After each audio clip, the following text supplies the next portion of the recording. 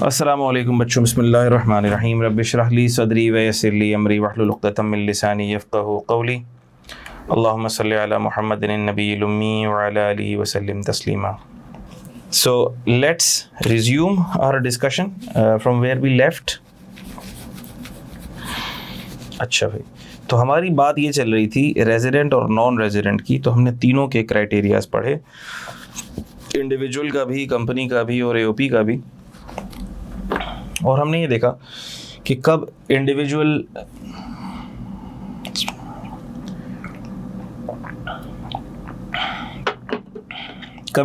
Resident होगा, कब company resident होगी और कब एओपी रेजिडेंट होगी। इंडिविजुअल का रेजिडेंशियल स्टेटस भी हमने देखा। इंडिविजुअल का रेजिडेंशियल स्टेटस हमने कहा सबसे पहले तो डेज देखेंगे, 183 और मोर है तो हर केस में रेजिडेंट हो जाएगा। 183 से कम डेज हैं फिजिकल प्रेजेंस के तो हमने कहा सिटीजन रेजिडेंट फिर भी हो सकता है। कब? अगर वो किसी और कंट्री का रेजिडेंट ना हो फॉर टैक्स पर्पसेस और उसने किसी और दूसरी स्पेसिफिक कंट्री में 183 या उससे ज़्यादा डेज भी ना गुजारे हो। अगर तो ये दोनों क्राइटेरियाज मीट नहीं होते दूसरी कंट्री के लिए, यानी कि वो दूसरी कंट्री में रेजिडेंट भी नहीं होता, सिटीजन है, दूसरी कंट्री में रेजिडेंट भी नहीं होता और उसने किसी स्पेसिफिक कंट्री में 183 से ज़्यादा दिन नहीं गुजारे, तो फिर वो पाकिस्तान में रेजिडेंट हो जाएगा। डेज़ की काउंटिंग कैसे होगी हमने देख ली थी। फिर हमने कंपनी का देखा। कंपनी के अंदर हमने देखा कि अगर तो देखो कंपनी पाकिस्तान के लॉज के तहत इनकॉर्पोरेट हुई है तो वो पाकिस्तान की ही रेजिडेंट कहलाएगी। प्रोविंशियल लोकल गवर्नमेंट तो होती ही पाकिस्तान की हैं। और जो फॉरेन कंपनी है, जो कंपनी इनकॉर्पोरेट हुई है आउटसाइड पाकिस्तान, क्या वो रेजिडेंट हो सकती है? जी हो सकती है, if control and affairs of the company is Holi situated in Pakistan. और मैं आपको बताया कंट्रोल अफेयर्स के अंदर हम क्या देखते हैं कि एग्जीक्यूटिव डायरेक्टर्स कितने यहाँ पर हैं, बोर्ड ऑफ डायरेक्टर की मीटिंग कितनी हो रही हैं, क्या सारी यहाँ हो रही हैं, ऑपरेशंस किधर हैं, क्या कम्प्लीटली पाकिस्तान में है। आमतौर पर ऐसा नहीं होता, लेकिन मैंने आपको इसकी एग्जांपल दी कि oil and gas exploration companies के अंदर ऐसा होता है, ऐसा केस आपको मिल सकता है। ठीक है, अच्छा। फिर हमने बात की एओपी की। एओपी के अंदर होली का क्राइटेरिया नहीं है, होली और पार्टली का क्राइटेरिया है। And partly could be anything, partly could be part of the year, number of months, number of days, could be few partners, ठीक है, could be part of operations, ठीक है। तो ये सारी चीज़ें पार्टली के अंदर फॉल कर जाती हैं। अच्छा, फिर हमने क्या डिस्कशन शुरू किया कि वंस वी से कि ठीक है इंडिविजुअल रेजिडेंट है, एओपी रेजिडेंट है या कंपनी रेजिडेंट है, तो रेजिडेंट होने से होगा क्या? तो हमने कहा रेजिडेंट होने से होगा ये कि resident person is taxable for his world over income, that is Pakistan source income as well as foreign source income. Pakistan source income as well as foreign source income, ठीक है। दोनों, पाकिस्तान सोर्स इनकम भी पाकिस्तान में चार्जेबल टू टैक्स होगी, foreign source income भी पाकिस्तान में chargeable to tax होगी। तो हमने कहा सर ये तो रेजिडेंट वाले के साथ, बेचारे के साथ ज़्यादती हो गई। वजह, क्योंकि पाकिस्तान में जो उसने इनकम अर्न की उस पर भी पाकिस्तान में टैक्स लगेगा, और फॉरेन कंट्री में जो उसने इनकम अर्न की तो सर फॉरेन कंट्री भी तो उस पर टैक्स लगा रही होगी, तो दोनों में झगड़ा हो जाएगा। फॉरेन कंट्री कहेगी कि हमें टैक्स लगाना है, पाकिस्तान कहेगा हमें टैक्स लगाना है, तो फिर सर लगाएगा कौन टैक्स? हमने कहा कि पहला उसूल नंबर 1 ये है कि जहाँ रेजिडेंट होगा, पाकिस्तान में रेजिडेंट है, तो हमने कहा हम इसकी वर्ल्ड ओवर इनकम पे टैक्स लगा देंगे, सही है। लेकिन फिर आती है बीच में टैक्स ट्रीटी,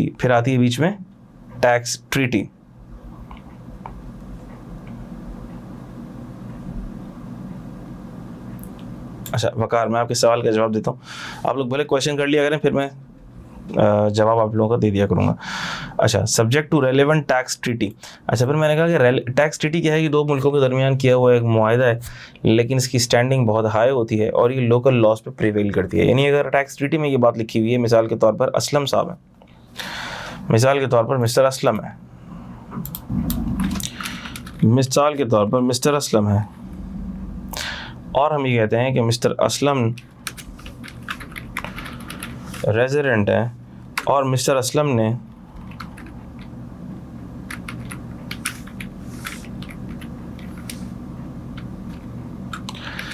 PSI भी अर्न की है, मिसाल के तौर पर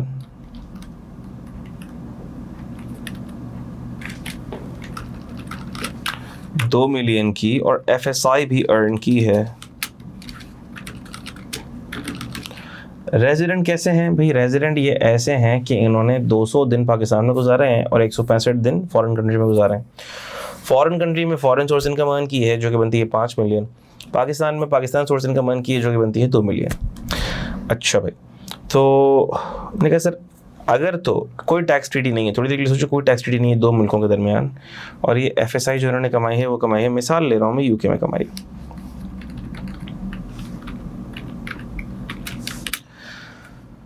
और अज्यूम कर लें कि पाकिस्तान और UK के दरमियान कोई टैक्स ट्रीटी नहीं है, तो होगा क्या? होगा ये कि फिर लॉ के हिसाब से ये पूरी इनकम यानी 7 मिलियन पाकिस्तान में टैक्सेबल हो जाएगी और पाकिस्तान के लॉस के हिसाब से इस पर टैक्स इनको देना पड़ जाएगा।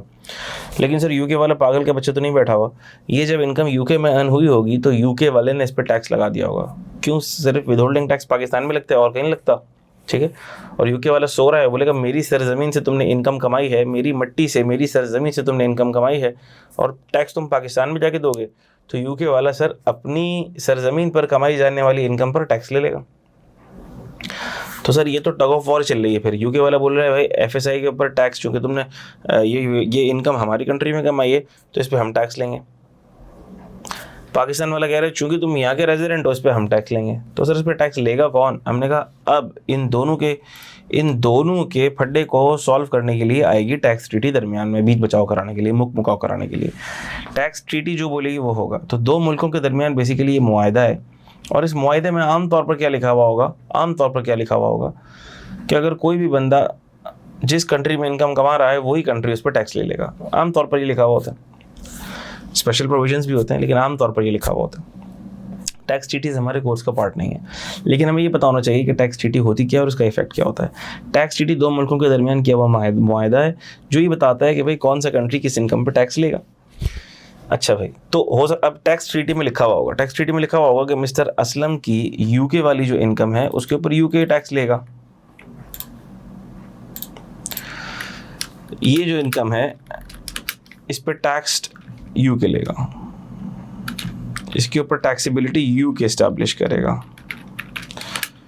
किस पे लिखा हुआ है? सही TT पे लिखा हुआ है, तो ये प्रीवेल कर जाएगी। अब भले ही रेजिडेंट हैं और भले इनकम टैक्स ऑर्डिनेंस कह रहा है कि mister Aslam is taxable for his world over income, लेकिन प्रीवेल क्या कर जाएगी? प्रीवेल कर जाएगी टैक्स ट्रीटी, यानी ये टैक्स होगा UK में, इस पर टैक्स UK वाला लेगा, ठीक है। तो रेजिडेंट की FSI के ऊपर हम TT की सुनेंगे, टैक्स ट्रीटी की सुनेंगे।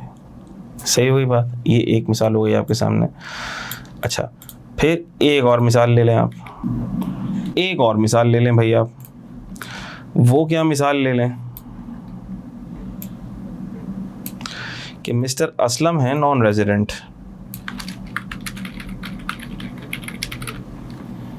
अच्छा भाई सर अब क्या होगा?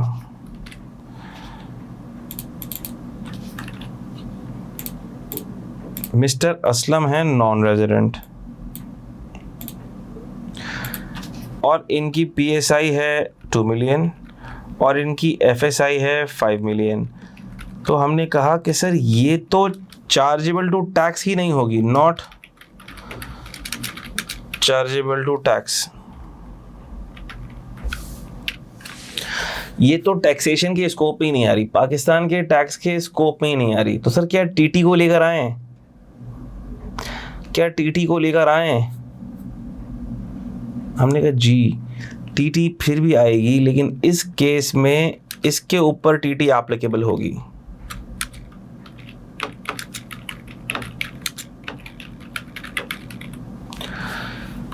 यानी कि टैक्स ट्रीटी बताएगी कि ये PSI पर हम पाकिस्तान में टैक्स ले सकते हैं कि नहीं ले सकते।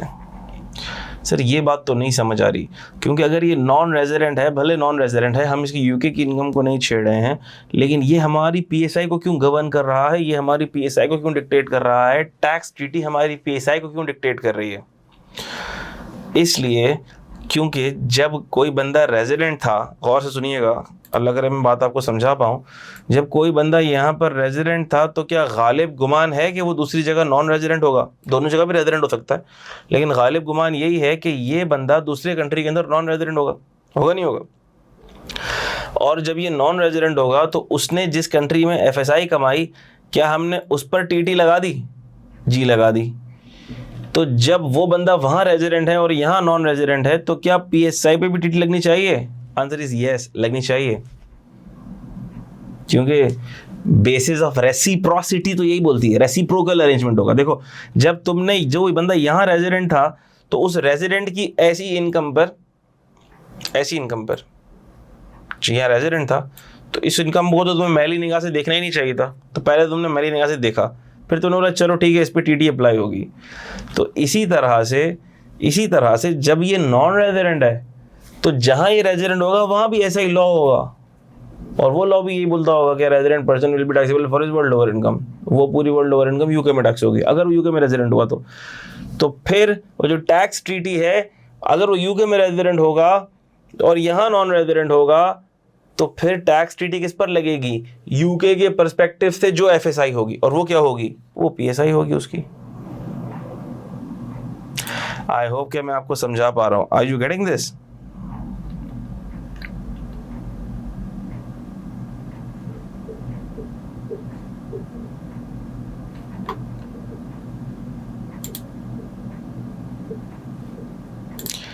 क्या आप लोगों को बात आ रही है समझ में बेटा?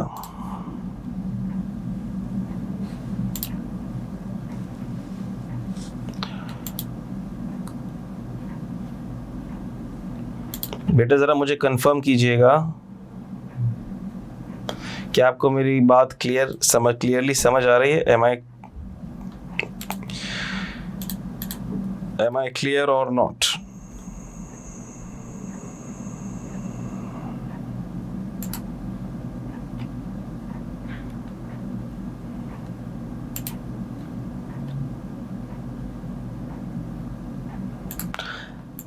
पाकिस्तान सोर्स इनकम यूके में टैक्स हो या ना हो, टैक्स ट्रीटी की बात सुनेंगे हम। मिसाल ले रहा हूं, अगर असलम भाई नॉन रेजिडेंट है और असलम साहब नॉन रेजिडेंट है तो वो रेजिडेंट यूके के हैं। अब जो टैक्स ट्रीटी में अगर टैक्स ट्रीटी में ये लिखा हुआ है कि नॉन रेजिडेंट की अगर पाकिस्तान सोर्स इनकम है तो वो भी यूके में टैक्स होगी, तो टैक्स ट्रीटी में लिखा होगा तो हम इसको यहाँ टैक्स नहीं करेंगे, इसको ये यूके में टैक्स होगी। लेकिन अगर असलम साहब रेजिडेंट हैं तो रेजिडेंट की PSI के ऊपर टीटी भी एप्लीकेबल नहीं होती, बस सिंपल। और अगर मिसाल के तौर पर टीटी में ये लिखा हुआ है कि इनकी जो PSI है वो यूके में टैक्स नहीं होगी और वो पाकिस्तान में भी टैक्स नहीं होगी, तो फिर वो कहीं भी टैक्स नहीं होगी। और अगर टैक्स ट्रीटी में लिखा हुआ है कि इस इनकम पर पाकिस्तान टैक्स लेगा, हम टैक्स नहीं लेंगे, तो ये पाकिस्तान में टैक्स होगी। ठीक है Hisham, I think it's crystal clear.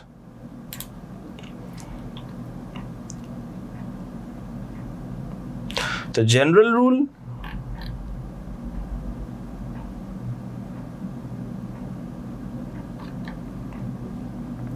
Tax treaty तो लॉ है मेरा बच्चा, टैक्स ट्रीटी तो लॉ है।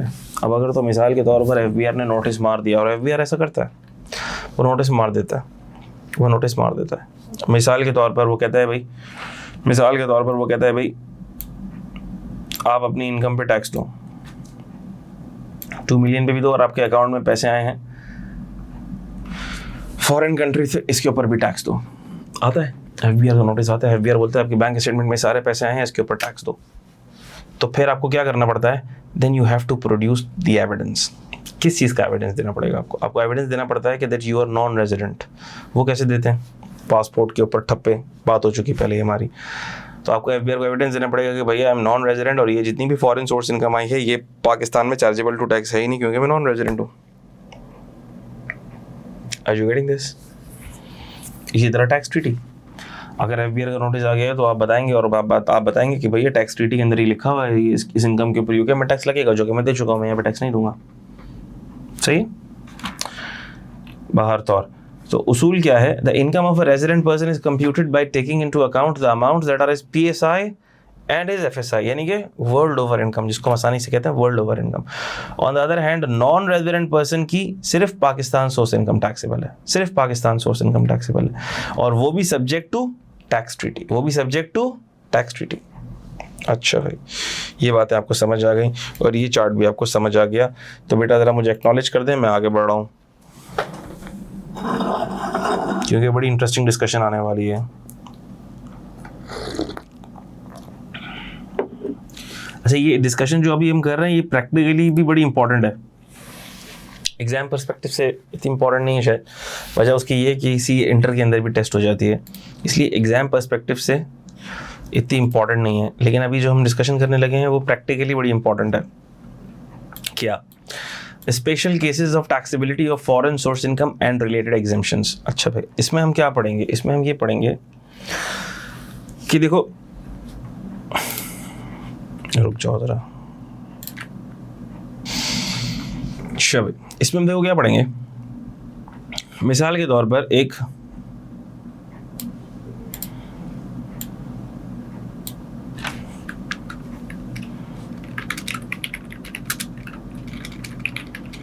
रेजिडेंट पर्सन है, कौन?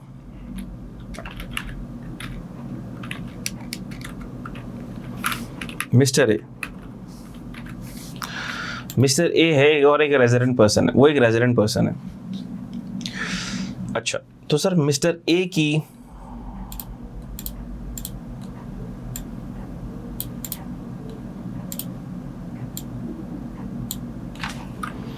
फॉरेन सोर्स इनकम भी है और इसकी पीएसआई भी है और एफएसआई भी है। मिस्टर ए की पीएसआई भी है और एफएसआई भी है। तो सर क्या ये दोनों के दोनों टैक्स के एम्बिट में आ जाएंगी? क्या ये दोनों के दोनों टैक्स के एम्बिट में आ जाएंगी? हमने कहा ये है क्या? रेजिडेंट पर्सन है जी, ये टैक्सेबिलिटी के दायरा कार में आ जाएंगी और ये देख लो ये टैक्स के दायरे के अंदर आ गई हैं। अच्छा सर, तो ये टैक्स का दायरा है? उनका टैक्स का दायरा है। अच्छा, तो सर क्या ऐसा कोई तरीका है, क्या कोई ऐसा तरीका है कि ये जो एफएसआई है ये इधर से बाहर निकल जाए? मैंने कहा भाई अगर रेजिडेंट है तो he will be taxable for his world over income, PSI भी टैक्सेबल होगी, एफएसआई भी टैक्सेबल होगी। ऐसे कैसे हो सकता है कि हम इस एफएसआई को इस दायरे से बाहर निकाल दें? कोई तरीका नहीं है? लेकिन तरीके हैं, तरीके हैं, तरीके हैं भाई। या तो ये रेजिडेंट ही ना हो, नॉन रेजिडेंट हो जाए, तो नॉन रेजिडेंट की तो एफएसआई के बारे में हम सवाल ही नहीं पूछ सकते। नॉन रेजिडेंट की एफएसआई के बारे में तो हम सवाल ही नहीं पूछ सकते, वो तो चार्जेबल टू टैक्स ही नहीं है। या तो एक तरीका है नॉन रेजिडेंट, नहीं सर नॉन रेजिडेंट नहीं है तो रेजिडेंट। मैंने कहा रेजिडेंट है तो भाई फिर ये दोनों टैक्सेबल होंगी। सर क्या कोई तरीका है कि ये एफएसआई इधर से बाहर आ जाए? हमने कहा जी तरीके हैं, इसी कुछ एग्जेम्पशंस हैं। अगर वो क्राइटेरिया मीट हो जाते हैं तो फिर जो foreign source income resident person earn करेगा, चाहे टैक्स ट्रीटी हो या ना हो, वो टैक्स नहीं होगी। भाई रेजिडेंट पर्सन है, एक तरीका तो ये है, एक तरीका तो ये है कि सर इसके ऊपर क्या अप्लाई हो जाए, इसके ऊपर अप्लाई हो जाए टैक्स ट्रीटी, तो ये बाहर आ जाएगी। क्योंकि रेजिडेंट पर्सन की एफएसआई पे टैक्स ट्रीटी अप्लाई होती है। या तो टैक्स ट्रीटी इसको पकड़ के बाहर ले आए।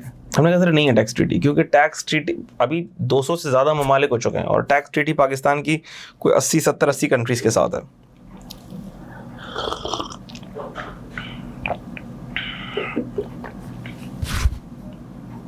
सत्तर 80 कंट्री के साथ है। तो सर सबके साथ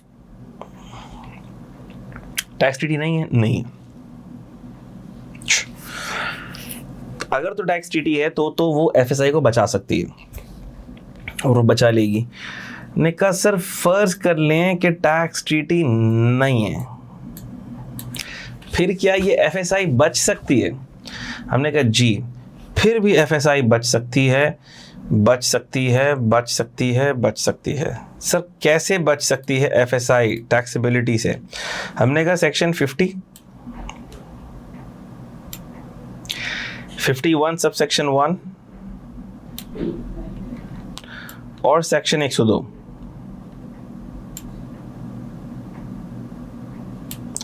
फिफ्टी 51 सबसेक्शन 1। तो हमने कहा कि सर इसके ऊपर फिर क्या अप्लाई हो सकता है? हमने कहा कि फिर इसके ऊपर अप्लाई हो सकता है सेक्शन 50, सेक्शन 51 सबसेक्शन 1। ये इसको बचा सकते हैं सर, ये इसको क्या टैक्सेबिलिटी से बचा सकते हैं? हमने कहा जी ये इसको बचा सकते हैं। ये एफएसआई को, रेजिडेंट की एफएसआई को टैक्सेबिलिटी से बचा सकते हैं। रेजिडेंट की एफएसआई को, जी हमने कहा रेजिडेंट की एफएसआई को टैक्सेबिलिटी से बचा सकते हैं। सर वो क्या क्राइटेरिया हैं, आ जाओ। हमने कहा वो ये दो क्राइटेरिया, 3 क्राइटेरिया हैं, लेकिन मैंने अभी 2 लिखे हैं, तीसरा नहीं लिखा, वजह उसकी तीसरा बाद में देखेंगे।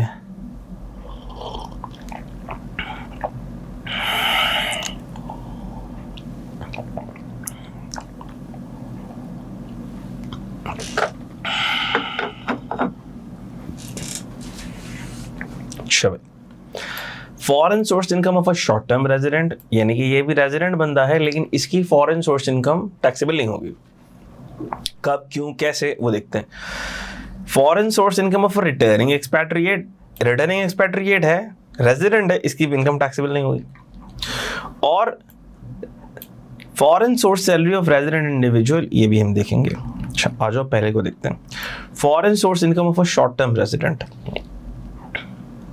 ये क्या क्राइटेरिया है सर? ये एक क्राइटेरिया है कि अगर तो फॉरेन सोर्स इनकम कोई शॉर्ट टर्म रेजिडेंट अर्न करे, कौन अर्न करे?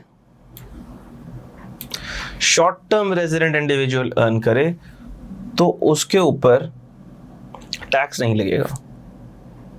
अब थोड़ा इसको डिटेल में देखते हैं, इसके लॉ को देखते हैं, इसके रैशनल को देखते हैं, और फिर हम इसको अप्लाई करेंगे। अच्छा भाई, तो ये लॉ क्या है, पहले मैं इसका आपको कॉन्टेक्स्ट बता देता हूँ और फिर मैं इसको एक्सप्लेन कर दूंगा। ये शॉर्ट टर्म रेजिडेंट्स कौन होते हैं? ये शॉर्ट टर्म रेजिडेंट्स का एक क्राइटेरिया लॉ ने बता दिया। लॉ ने क्या बता दिया? एक क्राइटेरिया बता दिया। और लॉ ने क्या क्राइटेरिया बताया? ये ऐसे इंडिविजुअल्स होते हैं, पहली बात ये होते हैं इंडिविजुअल्स, यानी ये क्राइटेरिया इंडिविजुअल्स पर लग सकता है, एओपी या कंपनी में नहीं लग सकता। बात समझ आ गई सर? सर फिर ये इंडिविजुअल रेजिडेंट होते हैं सोली बाय रीजन ऑफ एम्प्लॉयमेंट, यहाँ पर काम करने की गर्ज से ये रेजिडेंट होते हैं। इसका मतलब हो सकता है कुछ चाइना से कोई टेक्निकल इंजीनियर आया हो और उसको यहाँ पे किसी कंपनी ने हायर किया हो और वो सिर्फ एम्प्लॉयमेंट की वजह से यहाँ रेजिडेंट बन गया, अपने मुल्क में खुश था, लेकिन हमने उसको बुला लिया क्योंकि हमारे पास ऐसे टेक्निकल लोग नहीं हैं। जर्मनी से हमने कोई इंजीनियर बुला लिया, चाइना से हमने कोई इंजीनियर बुला लिया, पाकिस्तान ने कितने बुलाए? सूखी किनारे डैम बन रहा है वहाँ पे, आप देखें चाइनीज़ है, नारायण के पास जो है नीलम झेलम हाइड्रो पावर प्रोजेक्ट, आपको चाइनीज़ नज़र आएंगे। तो हो सकता है पाकिस्तानी गवर्नमेंट ने एम्प्लॉयमेंट कॉन्ट्रैक्ट किया हो, चाइनीज़ इंजीनियर्स को यहाँ पे हायर किया हो 2 साल के लिए, 3 साल के लिए, 4 साल के लिए, 5 साल के लिए, कितने भी साल के लिए, हमें नहीं पता। लॉ क्या कह रहा है? लॉ कह रहा है कि किसी भी तरह से अगर कोई इंडिविजुअल रेजिडेंट बन गया solely by reason of employment, किस वजह से? एम्प्लॉयमेंट की वजह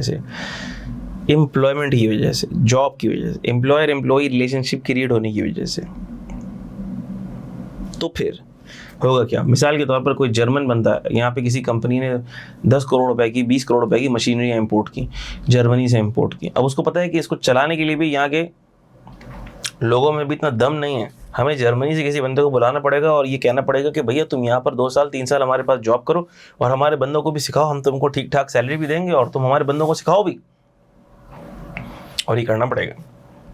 तो हमने किसी मशीन के साथ साथ हमने किसी जर्मन इंजीनियर को भी क्या कर लिया? इंपोर्ट कर लिया, और उसको हमने जॉब कॉन्ट्रैक्ट यानी एम्प्लॉयमेंट कॉन्ट्रैक्ट पर रख लिया। अच्छा, लॉ फिर एक और बात कह रहा है, present in Pakistan for a period not exceeding 3 years। लेकिन लॉ क्या कह रहा है? लॉ ये कह रहा है कि ये पाकिस्तान में 3 साल से ज्यादा प्रेजेंट ना हो, 3 साल से ज्यादा प्रेजेंट ना हो ये। तो ऐसे अगर शॉर्ट टर्म बेसिस पर ये एम्प्लॉयमेंट के लिए यहाँ पर पाकिस्तान में आया है, किसी कंपनी को या प्रोजेक्ट पे हेल्प करने के लिए एम्प्लॉयमेंट बेसिस पर आया है, तो हम उसको बेनिफिट देंगे। और क्या बेनिफिट देंगे? कि हम उसकी फॉरेन सोर्स इनकम को एग्जेम्प्ट कर देंगे। किसको एग्जेम्प्ट कर देंगे बोलो? हम उसकी फॉरेन सोर्स इनकम को एग्जेम्प्ट कर देंगे। लेकिन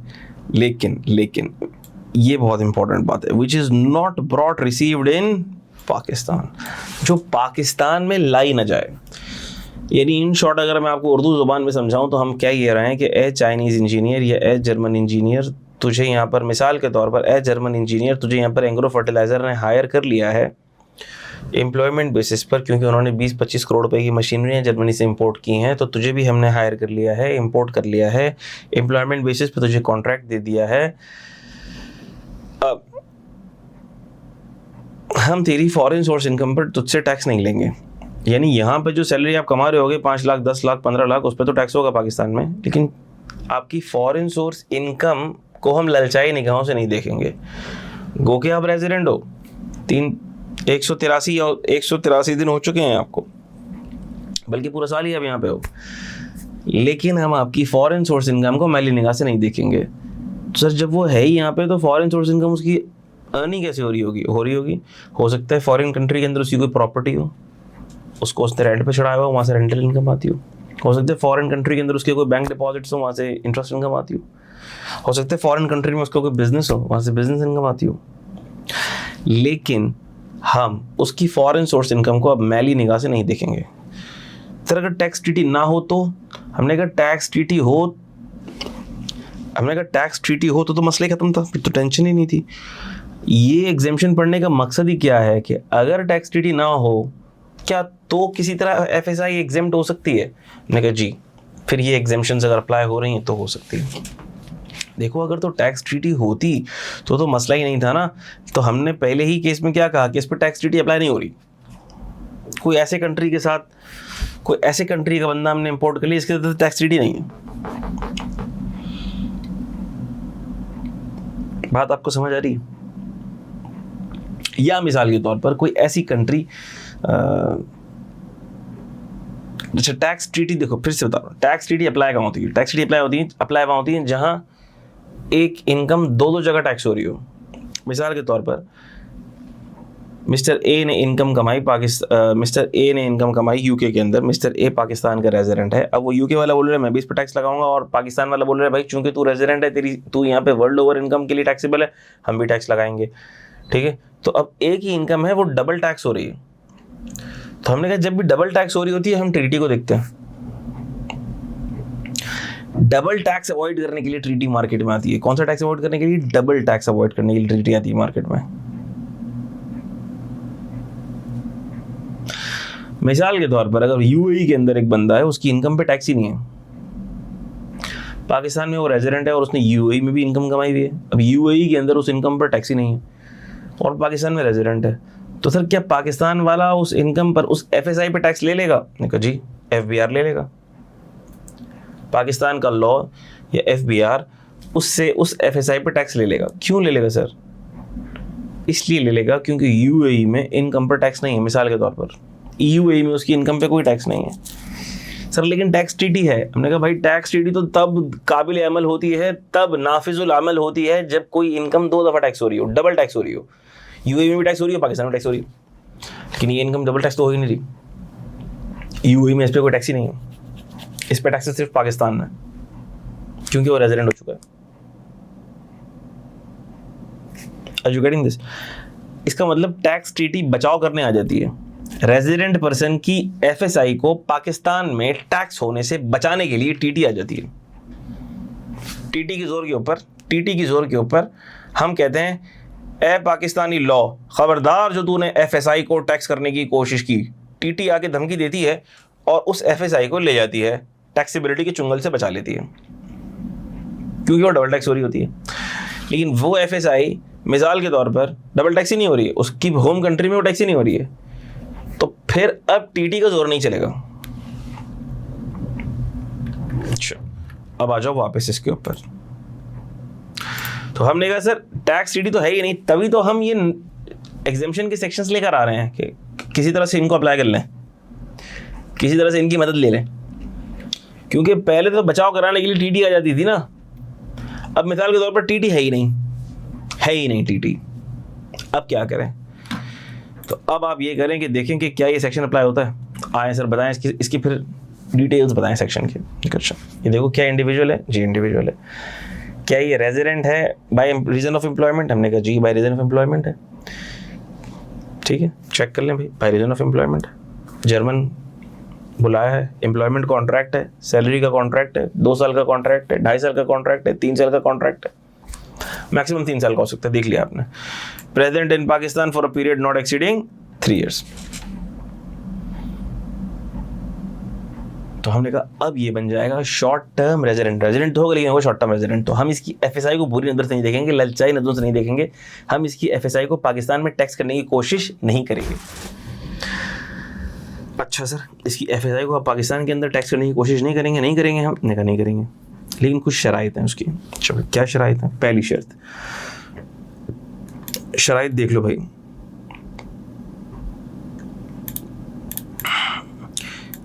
हमने कहा कि सर ये जो फॉरेन सोर्स इनकम है जिसको हम टैक्स नहीं कर रहे, हमने कहा अपना बच्चा है, पाकिस्तान आया है, अपनी स्किल्स पाकिस्तान के साथ शेयर कर रहा है, मेहमान है, इसके साथ अच्छा सलूक करेंगे, इसकी फॉरेन सोर्स इनकम को बुरी मैली नज़र से नहीं देखेंगे, उस पर हम टैक्स नहीं लगाएंगे, अच्छा बच्चा है। क्या चलो भाई कि बच्चा तो अच्छा है, बच्चा तो अच्छा है, लेकिन वो अपनी फॉरेन सोर्स इनकम को पाकिस्तान में भी लेकर आ रहा है। हमने कहा बड़ी मुश्किल से हमने उसको रोका हुआ था भाई, अपने दिल को रोका हुआ था टैक्सेबिलिटी से बचाने के लिए, लेकिन एफबीआर कह रहा है, लॉ कह रहा है कि देखो हमने तो कहा ठीक है तुम यहाँ पे रेजिडेंट हो बाय रीजन ऑफ एम्प्लॉयमेंट, अपनी फॉरेन सोर्स इनकम को लेकर मत आना, हम उसको टैक्स नहीं करेंगे। लेकिन सर वो तो अपनी फॉरेन सोर्स इनकम को पाकिस्तान में ले आया, रिसीव कर रहा है यहाँ पे। हमने कहा देखो फिर हमारा दिल मज़ीद ललचा जाएगा और हमारे मुंह में पानी भर आएगा और फिर हम उसको एफएसआई को टैक्स कर लेंगे।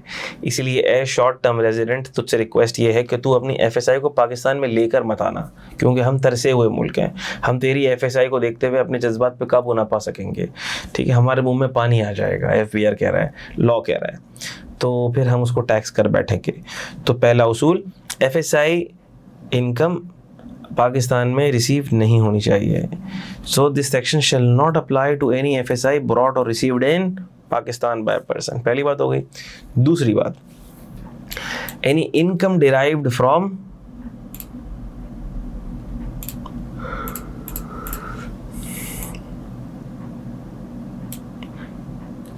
अ business of the person established in Pakistan. और कहा यह जा रहा है भैया ये जो शॉर्ट टर्म रेजिडेंट वाला उसूल है ये तब अप्लाई होगा जब तुम एम्प्लॉयमेंट के घर से पाकिस्तान आ रहे हो। ऐसा नहीं होगा कि एक चाइनीज़ या एक जर्मन पाकिस्तान आ रहा है, भले 3 साल के लिए आ रहा है, 2 साल के लिए आ रहा है, लेकिन वो कह रहा है मैं तो बिजनेस स्टैब्लिश करने के लिए आ रहा हूँ। हमने कहा अगर तुम ऐसा करने के लिए आ रहे हो तो फिर ये वाले सेक्शन की एग्जेम्पशन तुमको नहीं मिलेगी, ये सिर्फ उनको मिलेगी जो एम्प्लॉयमेंट की घर से आ रहे हैं, solely by the reason of employment आ रहे हैं। क्या आपको बात समझ आ रही है?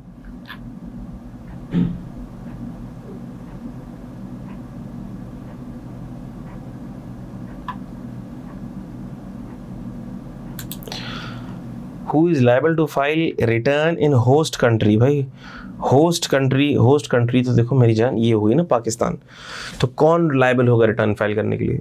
एम्प्लॉई जो आया है, जिम्मेदारी उसी की है भाई। ये कैसा सवाल है भाई? जिसकी इनकम डायरेक्ट टैक्स, मतलब जिसकी इनकम होती है जिम्मेदारी उसी की होती है ना मेरे बच्चा, ठीक है। अच्छा तो सर अब इसके ऊपर थोड़ी सी मैं मज़ीद बात करूँगा। मिसाल के तौर पर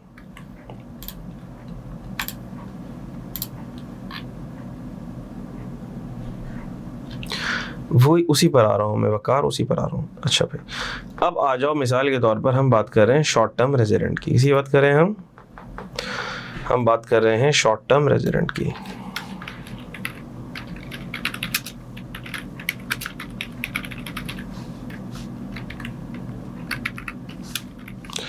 हम शॉर्ट टर्म रेजिडेंट की बात कर रहे हैं। अच्छा शॉर्ट टर्म रेजिडेंट की हम बात कर रहे हैं और हमने कहा,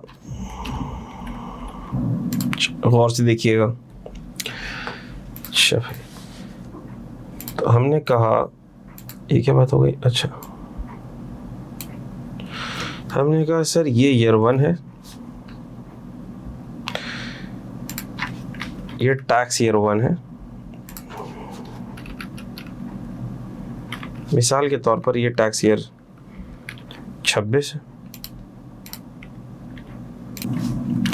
अच्छा भाई तो ये टैक्स ईयर 26 है, तो मुझे थोड़ा आप लोग अब जवाब दीजिएगा, थोड़ा प्रेजेंस ऑफ माइंड आप लोगों का रिक्वायर्ड होगा।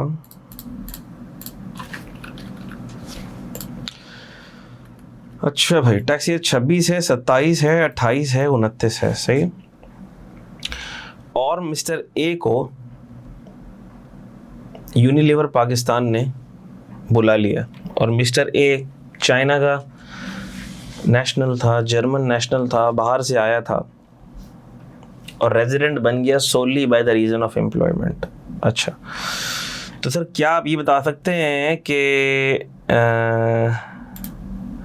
वो कब आया? हमने कहा वो आया है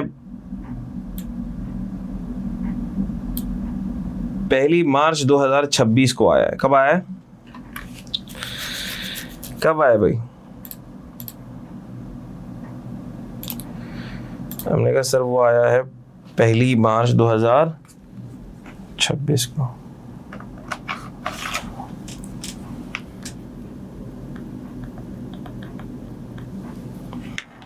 पहली मार्च 2026 को आया, ठीक है। अच्छा भाई, और 2.5 साल के लिए आया। एम्प्लॉयमेंट कॉन्ट्रैक्ट क्या है? 2.5 साल का। अच्छा, तो ज़रा मुझे बताओ, टैक्स ईयर 2026 में मिस्टर ए की कौन कौन सी इनकम टैक्सेबल होगी? पीएसआई टैक्सेबल होगी, एफएसआई टैक्सेबल होगी, या सब कुछ टैक्सेबल होगा? जल्दी से बताओ। शाबाश, waiting in the chat box.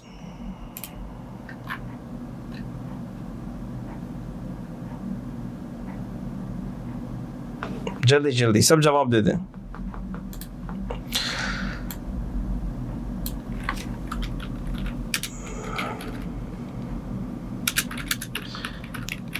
Good. PSI will be taxable only as he is non-resident in tax year 2026। क्या ये बात सबको समझ आती है? गुड। अच्छा भाई, अब मुझे बताएं टैक्स ईयर 27 में क्या होगा? टैक्स ईयर 27 में क्या होगा? 3 साल के कॉन्ट्रैक्ट पर आया है, 3 साल के कॉन्ट्रैक्ट पर आया है, ठीक है। टैक्स ईयर 27 में क्या चीजें टैक्सेबल होंगी बताओ?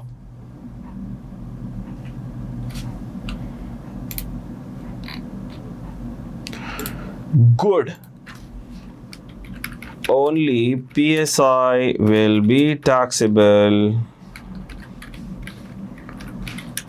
if Mr. A meets the criteria of short-term resident and FSI not brought received in Pakistan.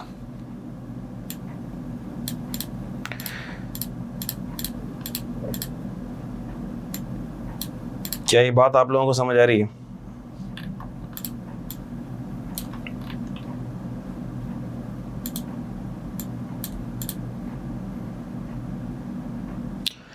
Tax year 28 क्या करेंगे बोलो? क्या होगा टैक्स ईयर 28 में बताओ?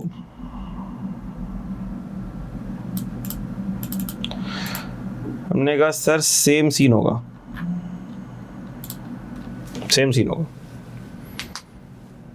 ठीक है, सेम सीन होगा। और उसके बाद टैक्स ईयर 29 के अंदर वो कितना टर्म रुकेगा? 3 साल का कॉन्ट्रैक्ट था ना, तो वो रुकेगा 28 फैब तक, और वो चला जाएगा कब? हमने कहा सर इस पॉइंट को ये चला जाएगा 28 फैब को, इस पॉइंट पर ही आया था, 28 फैब को ही चला जाएगा। तो मुझे ज़रा बता दो कि टैक्स ईयर 29 में क्या होने वाला है?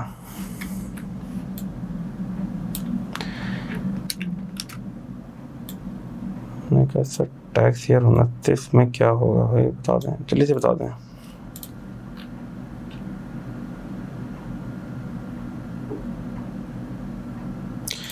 बिल्कुल ठीक। हमने कहा सर सिर्फ PSI टैक्सेबल होगी if mister A meets the criteria of STR and FSI not brought received in Pakistan.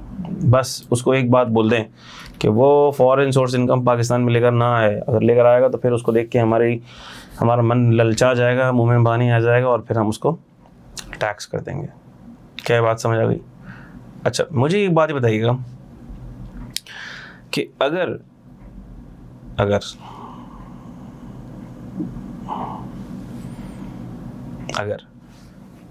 ये कॉन्ट्रैक्ट 3 साल का ना हो और डे 1 से ही ये कॉन्ट्रैक्ट 4 साल का हो, तो क्या होगा?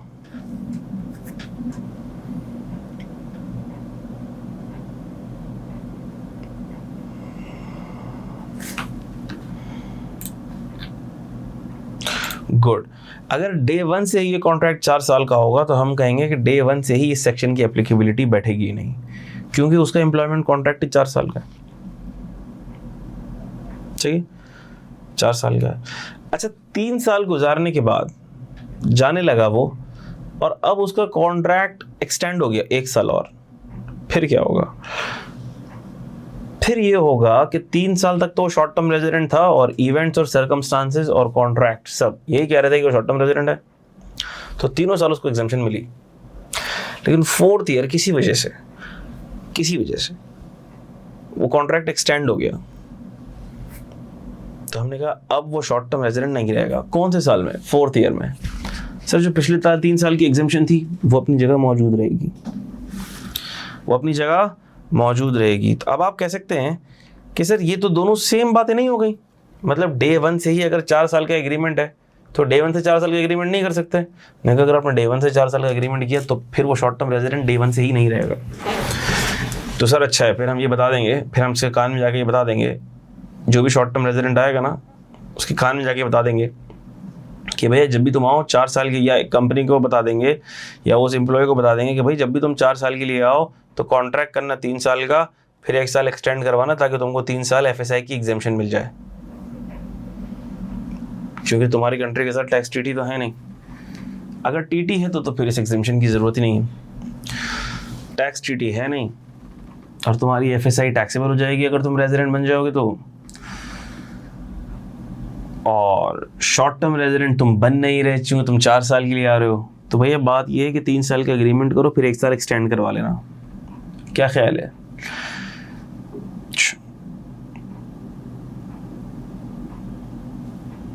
ऐसे सवाल पूछते हैं बच्चे, इधर ऐसा कर लिया जाए।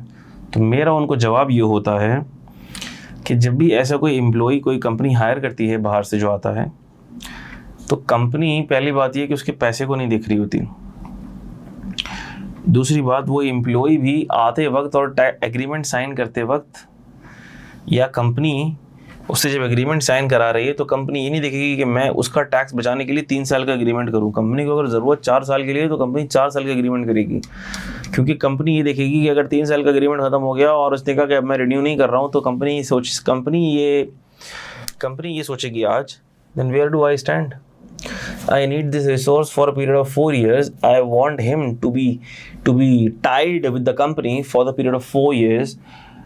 And if I execute an arrangement of 3 years today, what if after 3 years this employee says, bye, I am going back to my home country? तो जो एग्रीमेंट्स होते हैं वो बिजनेस पर्सपेक्टिव को देख के किए जाते हैं, ना ये टैक्स की चिंदी चोरी बचाने के लिए किए जाते हैं।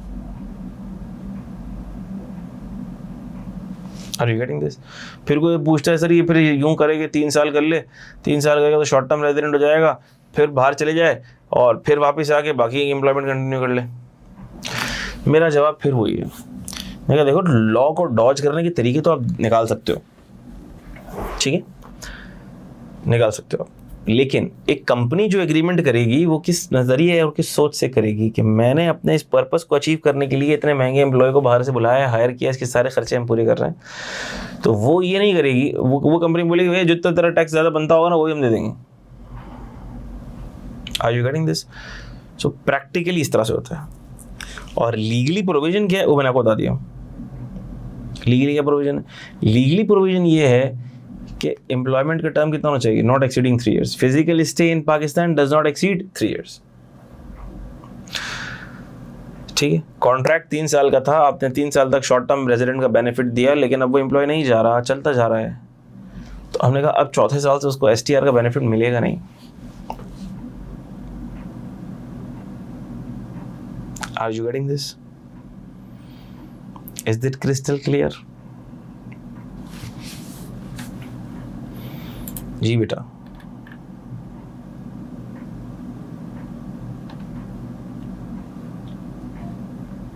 गुड। अच्छा भाई, और क्या था? Any income derive from a business of the person establish in Pakistan. अच्छा देखो, अगर एक बंदा शॉर्ट टर्म रेजिडेंट आ चुका है और वो शॉर्ट टर्म रेजिडेंट के क्राइटेरिया को मीट कर रहा है, तो अब अगर वो पाकिस्तान में कोई बिजनेस एस्टेब्लिश कर लेता है तो वो उसकी PSI है, वो FSI नहीं है, और वो तो टैक्सेबल होगी। इससे मुराद क्या है? इससे मुराद ये है कि अगर कोई बंदा पाकिस्तान में आए 2 साल के लिए, 2.5 साल के लिए, और एम्प्लॉयमेंट पर नहीं आ रहा, किसी बिजनेस को एस्टैब्लिश करने के लिए आ रहा है, तो फिर उसके ऊपर ये STR की एग्जम्पशन नहीं लगेगी या उसको नहीं मिलेगी।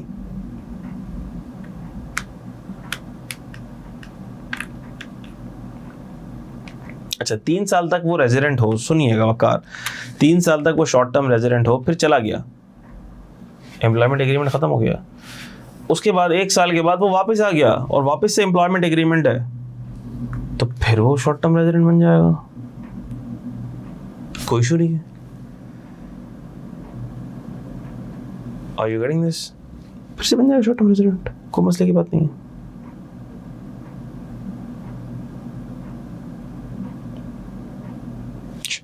कोई गैप नहीं है, कॉन्ट्रैक्ट रिन्यू हो गया, ठीक है। मैं आपको फिर यही कहूंगा कि अब फैक्ट्स ऑफ द केस को देखा जाएगा। किसको देखा जाएगा? फैक्ट्स ऑफ द केस को देखा जाएगा, क्योंकि अगर एम्प्लॉई है ना, एम्प्लॉई तो पहले क्लेम कर लेगा कि हाँ मैं शॉर्ट टर्म रेजिडेंट हूँ, 3 साल गुजर गए, फिर मैं एग्जिट किया, मैं तो चला गया था, मैं तो एग्जिट कर लिया। भाई एग्जिट कर लिया, इसका मतलब ये है कि एग्जिट होगा 5, 10, 15, 20 दिन के लिए तो होगा ना, मैं तो चला गया था, एग्रीमेंट तो मेरा खत्म हो गया था, ठीक है। फिर किसी और कंपनी से आ गई ऑफर, भाई अब वो फिर एम्प्लॉय हो गया for the purpose of employment, तो लॉ तो मना नहीं करता, ठीक है। लेकिन 3 साल के बाद मिसाल के तौर पर वो चला गया, ठीक है, लेकिन फैक्ट्स ऑफ द केस को देखा जाएगा। FBR का जो बंदा देख रहा होगा केस, अगर ऑडिट उसका खुलता है तो ये देखेगा भाई 3 साल रेजिडेंट था, उसके बाद चले गया, तो फिर 1 साल नॉन रेजिडेंट रहा, फिर आया वापस, कुछ टाइम बाहर रहा, या फौरन आ गया, या उसी कंपनी के पास आ गया, ठीक है। Are you getting this? तो फैक्ट्स ऑफ द केस को देखा जाएगा, लेकिन लॉ मना नहीं करता, लॉ मना नहीं करता। और अगर आप ये सोच रहे हैं कि भाई वो बंदा इसीलिए जा रहा है, सिर्फ इसीलिए जा रहा है कि वो शॉर्ट टर्म रेजिडेंट की कैटेगरी के अंदर रहे, उसका एग्रीमेंट देखे, सुनिएगा, एग्रीमेंट कितने साल का है? अब एक कंपनी है, वो 3 साल का एग्रीमेंट करके उसको कोई छोड़ेगा क्यों? हाँ, अगर उसकी ज़रूरत ख़त्म हो गई है और वो चला गया है, फिर ज़रूरत पड़ी है, वो फिर आ गया है, ठीक है, शॉर्ट टर्म रेजिडेंट हो सकता है, कंसिडर हो सकता है, लेकिन वो प्रूफ करे, कंपनी प्रूफ करे, एम्प्लॉय प्रूफ करे कि भाई ये सर्कमस्टांसेस थे और इसी वजह से इसको वापस बुलाना पड़ गया है, हमारा बंदा मर गया था भाई, तो इसकी वजह से उसको दोबारा बुलाना पड़ गया, मिसाल ले रहा हूँ मैं ऐसी। अच्छा भाई, next, foreign source income of a returning expatriate, ठीक है। तो ये इसको पढ़ भी लिया हमने कि foreign source income which is not brought received in Pakistan of an individual, the person is a resident from tax if the person is a resident individual solely by reason of employment and the person present in Pakistan for the period not exceeding 3 years। अगला वाला, foreign source income of a returning expatriate. Returning expat किसको बोलते हैं? Expat उसको बोलते हैं जो पाकिस्तान छोड़कर चले जाते हैं, ठीक है, एक्सपैट्रिएट्स। रिटर्निंग एक्सपैट्रिएट्स पाकिस्तान छोड़कर अपना वतन छोड़कर चले गए और अब वो फिर वापस आ रहे हैं, उनको अपने वतन की याद आ गई, ठीक है, वतन छोड़कर गए थे, बहुत माल कमाएंगे, बहुत पैसा कमाएंगे, ज़िंदगी सुकून से गुजारेंगे, तो माल भी कमा लिया, पैसा भी कमा लिया, लेकिन आपको पता है कि जो बाहर की कंट्रीज़ होती हैं वहाँ पर आपकी कॉस्ट क्या होती है? वहाँ पर आपकी कॉस्ट, सबसे बड़ी जो कॉस्ट होती है ना, वो आपकी होती है रिलीजन की कॉस्ट, ठीक है, जिसको आपको लेके चलना बड़ा मुश्किल हो जाता है, other than Islamic countries, other than Muslim countries, वहाँ पे ज़ाहिर सी बात है कि माहौल और उसके अंदर अपने बच्चों की परवरिश करना, उनकी अपब्रिंगिंग करना, अपने आप को शैतान के वार से बचाना, अपने आप को एक प्रैक्टिसिंग मुस्लिम रखना, नमाज़ों की पाबंदी करना, सब चीज़ों को फॉलो करना, इट्स वेरी वेरी डिफ़िकल्ट। फिर होता क्या है कि भाई ठीक है, सारी ज़िंदगी वहाँ गुजारी, पैसा कमाया, औलाद बड़ी हो गई, अब वो आप औलाद को डांट नहीं सकते, वो तो पुलिस को फ़ोन करेगी भाई, ठीक है, बच्चे बड़े हो गए, इधर उधर चले गए, बस मिसाल के तौर पर अब आपने कहा वापस अपने वतन को चलते हैं, याद आ रही है अपने वतन की, ठीक है भाई। तो अब आप अपने वतन अगर वापस आ गए, मिसाल के तौर पर मिस्टर ए हैं, और मिस्टर ए फिर अपने वतन को वापस आ रहे हैं, बहुत सालों बाद आ रहे हैं भाई, बाहर रह के आए, यूएस में, यूके में, जर्मनी में, ऑस्ट्रेलिया में, लेकिन अब उन्होंने कहा कि भाई अब आखिरी वक्त यहाँ गुजारा जाए, 50 साल के बाद अब अपने वतन और अपने मुल्क में गुजारा जाए, ज़रा नमाज़ों की पाबंदी कर ली जाए और अपने वतन की मिट्टी मिल जाए ताकि लोग फातिहा पढ़ने के लिए आ सकें। तो वापस आ गया भाई। अब जैसे ही वो वापस आ गया और वो जैसे ही उसके 183 डेज़ अपने मुल्क में हो गए, तो कानून क्या कहता है, टैक्स वाला क्या कहेगा, बोले कि भाई आप रेजिडेंट बन गए भाई, और आप रेजिडेंट चूँकि बन गए, तो you are taxable for your world over income. जो पाकिस्तान में कमाई उस पर भी टैक्स दो, और यूके में, यूएस में आपकी जो रेंटल इनकम आ रही है, आपकी जो इंटरेस्ट इनकम आ रही है, वहाँ पे इनकम आ रही है भाई, बैंक बैलेंस वगैरह तो है वहाँ पे, सोर्सेज ऑफ इनकम तो हैं, उन सब पे भी यहाँ पर आप टैक्स दे दो। तो हमने कहा उस रिटर्निंग एक्सपेट्रिएट के सर बेचारे के आंसू खुश्क हुए नहीं थे, और टैक्स वाले को आपने भेज दिया उससे टैक्स लेने के लिए, और वो भी ना सिर्फ पीएसआई पर बल्कि वर्ल्ड ओवर इनकम पर। तो इस ज़्यादती की बात हो गई। अंकल वैसे ही दुखी हैं, आपने एक और दुख दे दिया उनको। तो हमने कहा उसके लिए फिर ये हम सेक्शन लेकर आए हैं 51 सब सेक्शन 1, और उसमें हम ये कह रहे हैं कि अगर कोई हमारा सिटीजन है जो चला गया था और वापस आया है, रिटर्निंग एक्सपेट्रिएट है, जो पिछले 4 साल नॉन रेजिडेंट था और अब रेजिडेंट बना है, तो अब हम 2 साल तक, 2 ऐसे साल जिसमें वो रेजिडेंट है, हम उन 2 सालों में उसकी एफएसआई का सवाल नहीं करेंगे, उसकी एफएसआई का सवाल नहीं करेंगे। हो गया है रेजिडेंट, लेकिन फिर भी हम उसकी एफएसआई का सवाल नहीं करेंगे। ठीक होगी बात? और पढ़ लेते हैं। Foreign source income derived bye, ये इंपॉर्टेंट है देखो, सिटीजन, लेकिन ये फैसिलिटी है किसके लिए? सिटीजन्स के लिए, जो पाकिस्तानी नेशनल्स हो basically. Citizen of Pakistan in a tax year who was not a resident individual in any of the 4 tax years, जो पिछले 4 सालों में रेजिडेंट ना हो, preceding the tax year in which individual became resident, जिस साल वो रेजिडेंट बना उसके पिछले 4 साल देखे जाएंगे। आ जाओ भाई, वापस से इस पे आ जाओ। रिटर्निंग एक्सपेट्रिएट की हम बातें कर रहे हैं, ठीक है।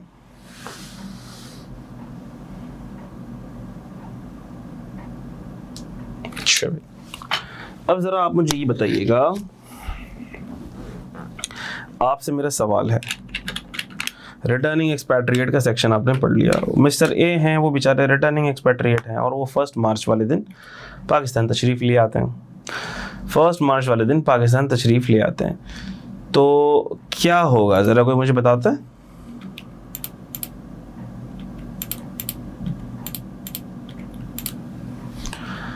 क्या होगा भाई?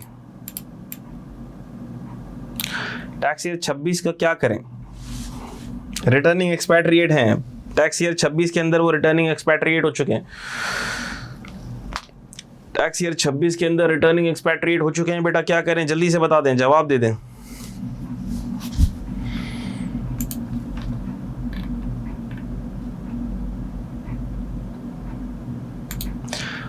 Good, very good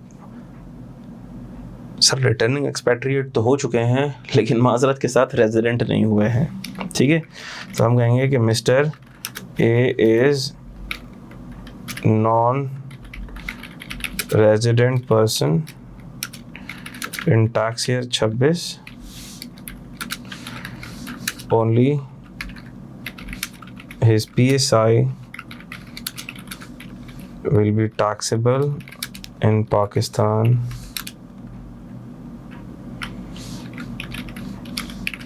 subject to TT, ठीक है।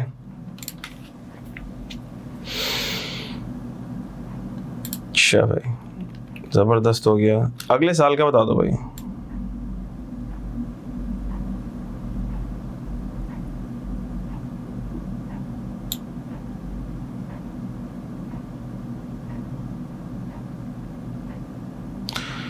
अच्छा,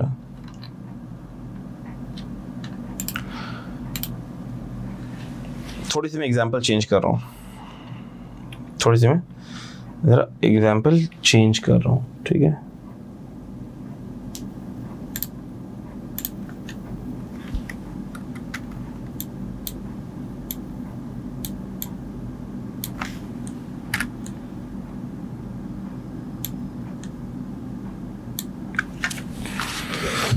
अच्छा भाई, और एग्जांपल को चेंज मैं कुछ इस तरह से कर रहा हूँ। टैक्स ईयर 30 है, और अब एग्जांपल ये है कि टैक्स ईयर 30 के अंदर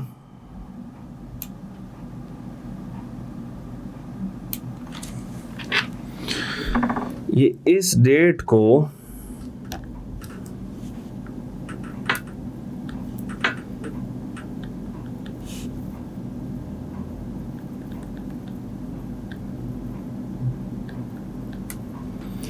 फर्स्ट जनवरी 2030 में वो पाकिस्तान तशरीफ ले आए हैं। मिस्टर ए 1 जनवरी 2030 को पाकिस्तान तशरीफ ले आए हैं। मुझे बता दें, क्या उनको टैक्स ईयर 2030 में रिटर्निंग एक्सपैट्रिएट वाली एग्जेम्पशन मिलेगी? किस साल से मिलना शुरू होगी? ये जवाब दे दें मुझे जल्दी से। उनको रिटर्निंग एक्सपैट्रिएट वाली एग्जेम्पशन किस साल से मिलना शुरू होगी? शाबाश, I am waiting for your answers. Hisham, good. हमने कहा सर अगर तो ये आ भी गया है ना 1 जनवरी 2030 को आ भी गया है, तो भी ये 2030 में रेजिडेंट नहीं बनेगा।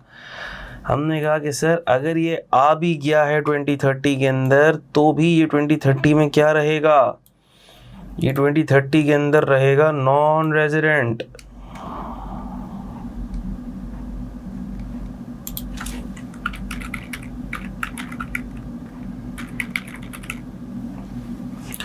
नॉन रेजिडेंट, ठीक है। 1 जनवरी 30 में आया है, तो हमने कहा कि फिर ये रेजिडेंट कौन से 2 सालों में रिटर्निंग एक्सपैट्रिएट वाली एफएसआई की एग्जेम्पशन इसको मिलेगी? हमने कहा कि sir tax year 31 and tax year 32 will be eligible for FSI exemption of a returning expatriate.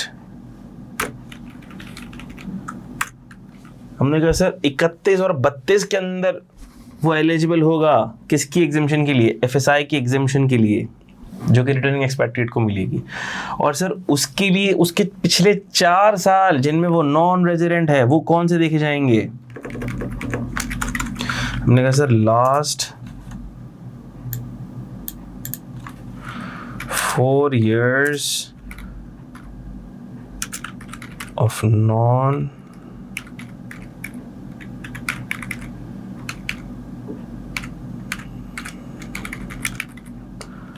Residents कौन से कंसिडर होंगे? हमने कहा सर वो होंगे tax year 30, tax year 29, tax year 28, tax year 27। मैंने कहा सर ये 4 साल होंगे, कंसिडर होंगे कि जो हम देखेंगे कि अगर ये नॉन रेजिडेंट है तो फिर उसको एफएसआई एग्जेम्पशन मिलेगी रिटर्निंग एक्सपैट्रिएट वाली 2 सालों में, in current tax year and in the following tax year. यानी कि जिस साल वो पहले साल रेजिडेंट बनेगा, तो पहले साल वो कौन सा पहला साल होगा जब वो रेजिडेंट बनेगा? 31 में पहले साल वो 31 टैक्स ईयर 31 वो पहला साल होगा जब वो रेजिडेंट बनेगा। और नेक्स्ट ईयर अगर वो वहीं रहता है तो फिर अगला साल भी रेजिडेंट रहेगा, यानी टैक्स ईयर 32। इसके पिछले वाले 4 साल वो नॉन रेजिडेंट होना चाहिए, यानी 30, 29, 28, 27। तो आप देख सकते हैं बड़ी गौर से देख सकते हैं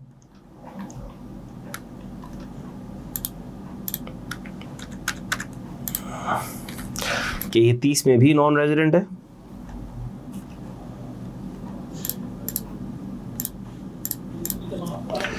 ये 30 में भी नॉन रेजिडेंट है, ये 29 में भी नॉन रेजिडेंट है, 28 में भी नॉन रेजिडेंट है और 27 में भी नॉन रेजिडेंट है, क्योंकि ये आए ही 1 जनवरी 30 को है। Are you getting this?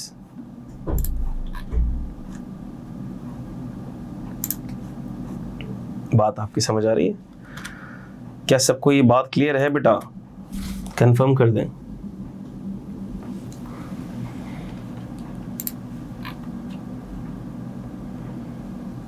Good. Returning expatriate वाली बातें भी आपको समझ आ गई। अच्छा भाई, अब आखिरी बात है जो इस हैंडआउट, जिसके बाद ये हैंडआउट हमारा खत्म हो जाएगा इंशाल्लाह। मैं देख लूँगा नमाज में टाइम कितना है। अच्छा भाई, नमाज में टाइम तो नहीं है। So now we are moving towards the prayers break of मगरिब। मगरिब की नमाज का हम ब्रेक लेंगे। 15 मिनट के बाद हम वापस आएंगे, इस हैंडआउट को हम कंप्लीट करेंगे और फिर आगे भी बढ़ना है हमने। ठीक है, कल भी इंशाल्लाह हमारा सेशन होगा। टाइमिंग मैं आपको कंफर्म करूँगा बाद में। हमारा कल भी सेशन होगा इंशाल्लाह। ठीक है, बिस्मिल्लाहिर्रहमानिर्रहीम। अच्छा बच्चों, हम लोग डिस्कस कर रहे थे foreign source income of returning expatriate कि अगर कोई सिटीजन ऑफ पाकिस्तान अगर वापस आता है, अपने वतन की याद में वापस आता है, और तो जिस पहले साल वो रेजिडेंट बनेगा उसके पिछले 4 सालों में हम ये देख लेंगे कि अगर वो पिछले 4 टैक्स ईयर्स में नॉन रेजिडेंट था तो जिस पहले साल वो रेजिडेंट बनेगा उस साल और उसके अगले साल जो वो रेजिडेंट होगा, इन 2 सालों में उसकी फॉरेन सोर्स इनकम का हम सवाल नहीं करेंगे क्योंकि वो चार्जेबल टू टैक्स नहीं होगी। इसमें एक बहुत बड़ी जो मिस्टेक या जो कन्फ्यूजन या जो एरर बच्चे करते हैं वो ये करते हैं कि वो इस वाली चीज़ को ऑटोमेटिक इस पर अप्लाई करने की कोशिश करते हैं। ये जो बी वाली चीज़ थी इसको ऑटोमेटिकली इस पर अप्लाई करने की कोशिश करते हैं। जो फॉरेन सोर्स इनकम, ये जो था foreign source income not brought received in Pakistan, ये वाला जो था,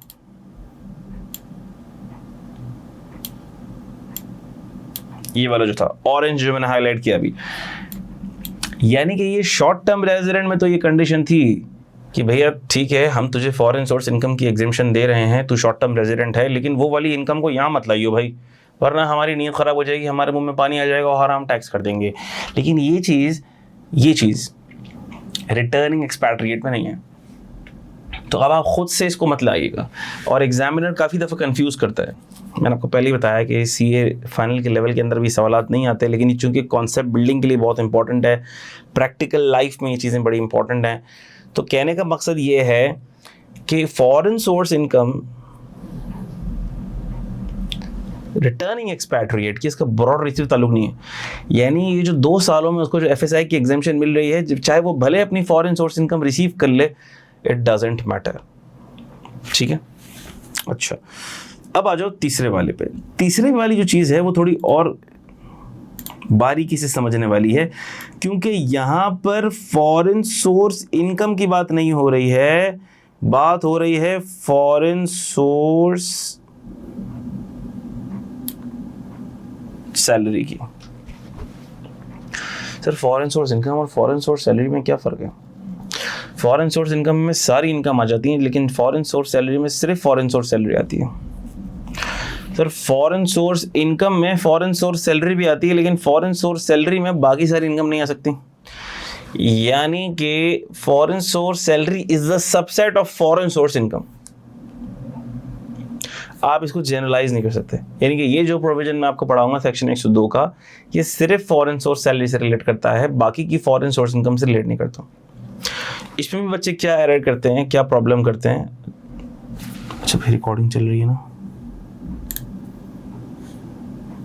जी, ठीक है। इसमें बच्चे क्या प्रॉब्लम करते हैं, क्या एरर करते हैं, वो ये करते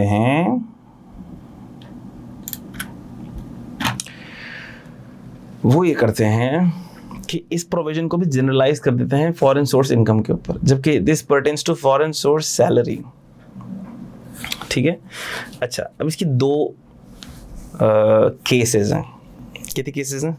2 केसेस हैं, बड़े प्रैक्टिकल केसेस हैं।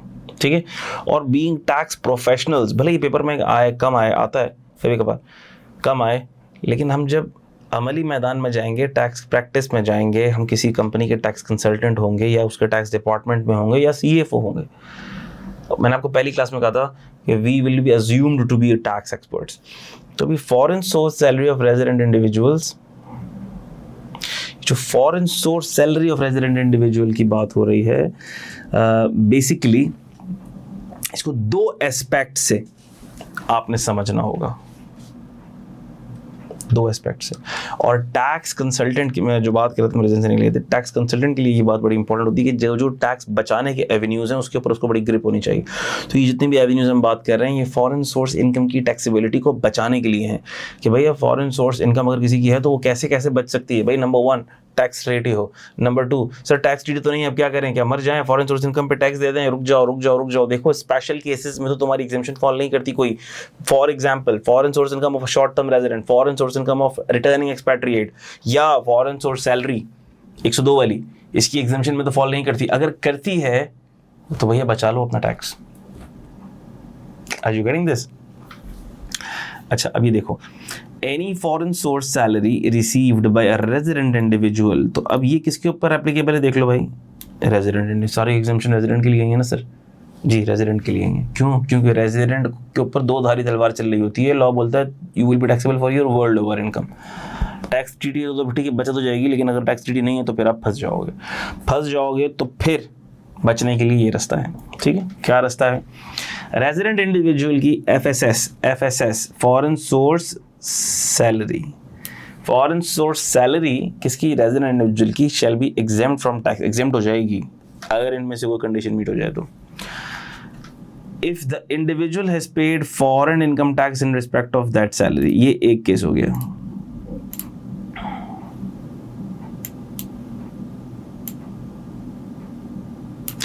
अगर तुमने उस फॉरेन सैलरी पर फॉरेन इनकम टैक्स दिया हुआ है, इसका मतलब बात ही खत्म हो गई सर।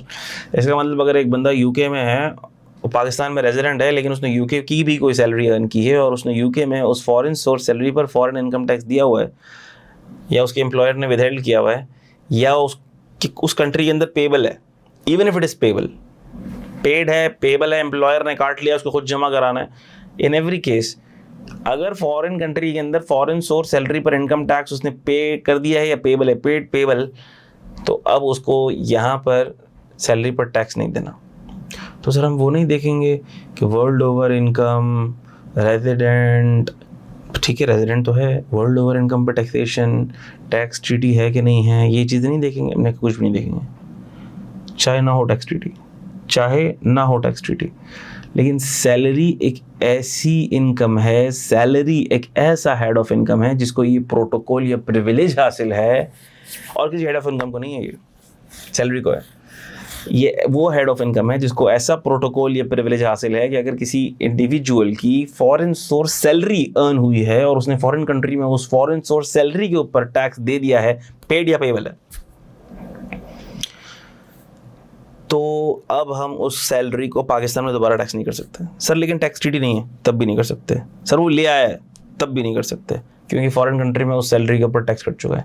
सर ये सिर्फ सैलरीड तबके को ही ऐसा खास रिलीफ या ऐसा खास प्रोटोकॉल या प्रिविलेज क्यों मिल रहा है कि दूसरी कंट्री में तुम्हारा टैक्स कट गया है तो अब यहाँ हम कुछ भी नहीं पूछेंगे। बाकी हेड ऑफ इनकम के साथ तो हम बड़ी सख्ती कर रहे हैं कि दूसरी कंट्री के अंदर तुमने इनकम कमा ली है तो अब आप वर्ल्ड ओवर इनकम पे हम टैक्स लेंगे।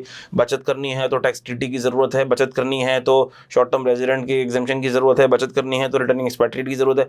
बस सैलरी के अंदर आप बोल रहे हो कि अगर फॉरेन कंट्री में टैक्स कट गया तो ख़त्म बात, यहाँ पे हम कोई सवाल नहीं करेंगे उसको, यहाँ पे हम दोबारा टैक्स नहीं लगाएंगे उसके ऊपर। हमने कहा नहीं। क्यों? क्योंकि सैलरीड तबका इज द मोस्ट कंप्लाइंट तबका of the world, most tax compliant तबका ऑफ द वर्ल्ड। वो टैक्स अवॉइडेंस, टैक्स इवेजन नहीं करता आमतौर पर, सबसे ज़्यादा कंप्लाइंट तबका होता है। ये दूसरे लफ्ज़ों में यूँ कह दो कि बेचारा सबसे ज़्यादा मजलूम आदमी होता है, सैलरीड आदमी सबसे ज़्यादा मजलूम आदमी होता है। ऑफिस में बॉस उसको पीसता है और घर में जाकर बेगम की चक्की में पिसता है। वो सैलरी आती है तो भी बेगम निकाल लेती है, तो बेचारा मजलूम आदमी होता है। Jokes apart, salaried class is the most tax compliant class, ठीक है। तो इसलिए इसको यहाँ पर हमने एक बेनिफिट लॉ ने दे दिया है कि अगर फॉरेन कंट्री के अंदर इसकी फॉरेन सोर्स सैलरी के ऊपर फॉरेन एम्प्लॉयर ने टैक्स काट लिया है, पेड है, पेबल है, तो अब वो दोबारा यहाँ पर टैक्स पे नहीं करेगा। बात ही खत्म हो गई सर, टेंशन ही खत्म हो गई। अब तो हमें डबल टैक्सेशन वाली तलवार ही खत्म हो गई। अब ना हमें टीटी की हेल्प की ज़रूरत है, ना किसी और एग्जेम्पशन की ज़रूरत है। मैंने कहा ठीक बात है, लेकिन उस कंडीशन में क्या, जब तुम किसी ऐसे कंट्री में अर्न कर रहे हो सैलरी जहाँ पर टैक्स ही नहीं है। For example Gulf countries, Saudia, UAE, Bahrain, Qatar, ठीक है, यहाँ पर सैलरीज पर टैक्स नहीं है। हिशाम बैठे हैं हमारे साथ, हिशाम है सेशन में, तो हिशाम आप ज़रा कंफर्म कर दें, सैलरी पर टैक्स तो अभी तक आया नहीं है सऊदीया के अंदर। हाँ, और बाकी गल्फ कंट्रीज़ में भी यही सूरत हाल है कि सैलरी के ऊपर तो अभी तक टैक्स नहीं लगाया उन्होंने। कॉर्पोरेट टैक्स तो आ चुका है यूएई के अंदर। गुड गुड, तो सऊदीया में नहीं है और आसपास के गल्फ कंट्रीज़ में भी कहीं नहीं है ना, जो मेरी नॉलेज है अब तक की। यूएई में, कतर, बहरेन, अच्छा वक़ार कह रहे हैं ओमान इज़ कंसिडरिंग, ठीक है ठीक है। तो अभी तक गल्फ कंट्रीज़ में नहीं है, सऊदीया में नहीं है। अच्छा, तो सर अब इनमें नहीं है तो इनका किस तरह से होगा? आओ देखो, अब मैं आपको इन दोनों सेक्शंस का ज़रा कंपैरिजन करके दिखाता हूँ ताकि आपको क्रिस्टल क्लियर हो जाए। क्योंकि देखो 102 में दोनों बातें लिखी हुई हैं, एक ये बात लिखी हुई है, दूसरी बात क्या लिखी हुई है देखो। अच्छा नहीं, दूसरी नहीं, दूसरी 51 सबसेक्शन 2 में है, सॉरी, दूसरी 102 के अंदर ही नहीं लिखी हुई, दूसरी लिखी हुई है 51 सबसेक्शन 2 में। अच्छा, 51 सबसेक्शन 2 में क्या बात लिखी हुई है, पहले मैं वो भी पढ़ लेता हूँ ताकि दोनों का कंपैरिजन और कंट्रास्ट हो जाए। अच्छा, इसमें ये बात लिखी हुई है, सिटीजन ऑफ, ये किसके लिए है? पहली बात, वो तो सबके लिए था, ये सिटीजन नॉन सिटीजन के लिए खास नहीं थी ये वाली एग्जेम्पशन। कौन सी? 102 वाली, सेक्शन 102 वाली एग्जेम्पशन सबके लिए, ये सबके लिए, सिटीजन नॉन सिटीजन की कोई तफरीक नहीं है इसमें। लेकिन अब जो हम एग्जेम्पशन देख रहे हैं वो है फॉर सिटीजन्स ओनली, यानी कि फॉर पाकिस्तान नेशनल्स ओनली। जैसे रिटर्निंग एक्सपैट्रिएट है, वो सिर्फ सिटीजन्स के लिए। देखो ये भी आपको अपने जहन में डब्बे बनाने पड़ेंगे। अब आप एग्जाम के अंदर किताब खोल के नहीं देख रहे होगे, ये आपको पहले से ये जहन में होना चाहिए कि रिटर्निंग एक्सपैट्रिएट वाली एग्जेम्पशन सिर्फ सिटीजन की है, और ये वाली एग्जेम्पशन जब भी हम पढ़ने वाले हैं ये भी सिर्फ सिटीजन्स के लिए है। क्या है exemption? Where a citizen of Pakistan leaves Pakistan during a tax year and remains abroad during that tax year, तो फिर salary earned by him outside Pakistan shall be exempt from tax। क्या बात हुई, इसका क्या मतलब है, आओ देखते हैं।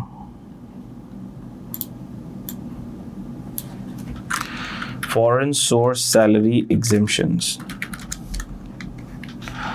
FSS exemptions, ठीक है। अच्छा भाई, FSS की पहली एग्जेम्पशन,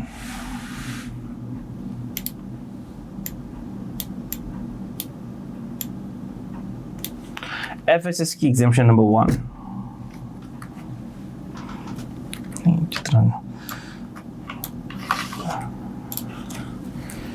इसकी एग्जेम्पशन नंबर 1। चलो, क्या है एग्जेम्पशन नंबर 1? एग्जेम्पशन नंबर 1 हमने पढ़ ली, क्या कि भाई मिसाल के तौर पर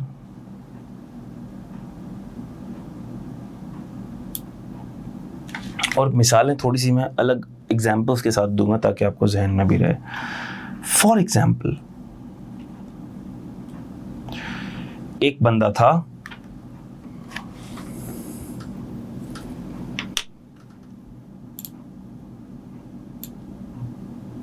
वो इतना टाइम यूके में रहा और फिर वो इतना टाइम पाकिस्तान में रहा। यानी कि सब वो पाकिस्तान कब आ गया? हमने कहा भैया वो पाकिस्तान आ गया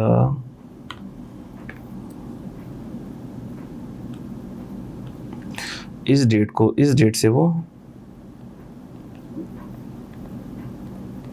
पाकिस्तान आ गया, ठीक है। ये to make it more clear and precise, let's say कि सर ये वाला टेन्योर था इसका जो इसने यूके में स्पेंड किया, और ये वाला टीन्योर था जो इसने कहाँ स्पेंड किया, पाकिस्तान में स्पेंड किया फ्रॉम 1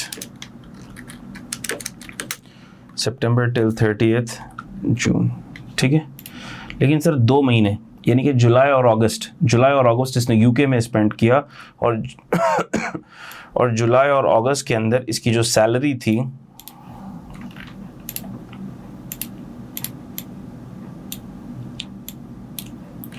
इसने जो सैलरी अर्न की वो अर्न की मिसाल के तौर पर $8,000 into 2,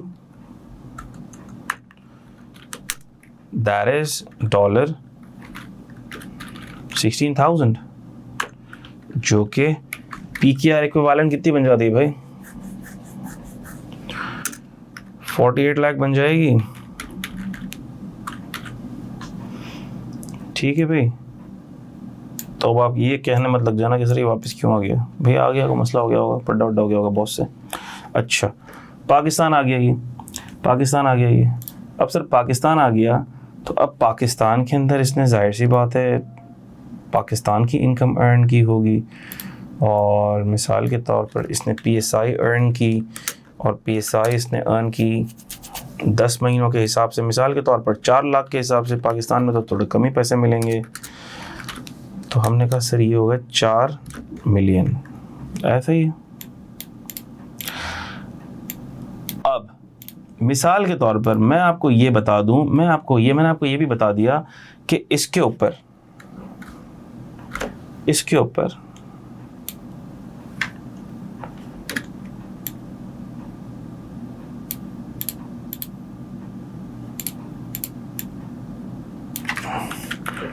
tax deducted by employer. तो मुझे बताओ क्या ये पाकिस्तान में टैक्स होगी? है ये रेजिडेंट? ठीक है ये क्या? हमने कहा है तो सर ये रेजिडेंट, क्योंकि पाकिस्तान के अंदर उसका फिजिकल प्रेजेंस के डेज 183 से काफ़ी ज़्यादा एक्सीड कर जाएंगे, है तो ये रेजिडेंट। लेकिन जो इसने यूके में सैलरी अर्न की वो पाकिस्तान में टैक्सेबल नहीं होनी चाहिए ना सर, वर्ल्ड ओवर इनकम तो टैक्सेबल होती है, मैंने कहा होती है। और टैक्स ट्रीटी देखो, वैसे तो यूके के साथ टैक्स ट्रीटी है, लेकिन मैं कह रहा हूँ थोड़ी देर के लिए अज्यूम करो नहीं है, कोई टैक्स ट्रीटी नहीं है, लेकिन यूके के अंदर यूके के एम्प्लॉयर ने टैक्स काट लिया, तो हम अब इस अमाउंट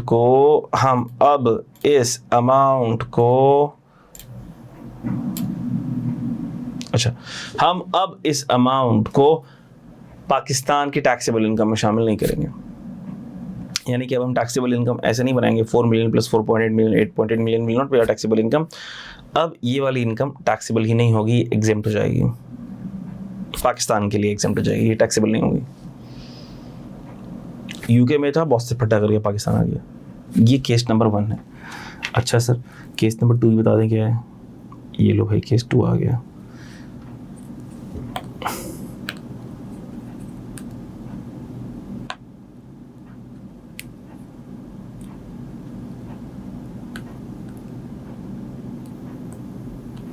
अच्छा भाई केस 2 क्या है?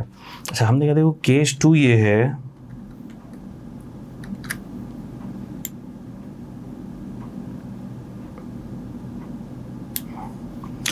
केस 2 ये है कि आप पाकिस्तान में थे,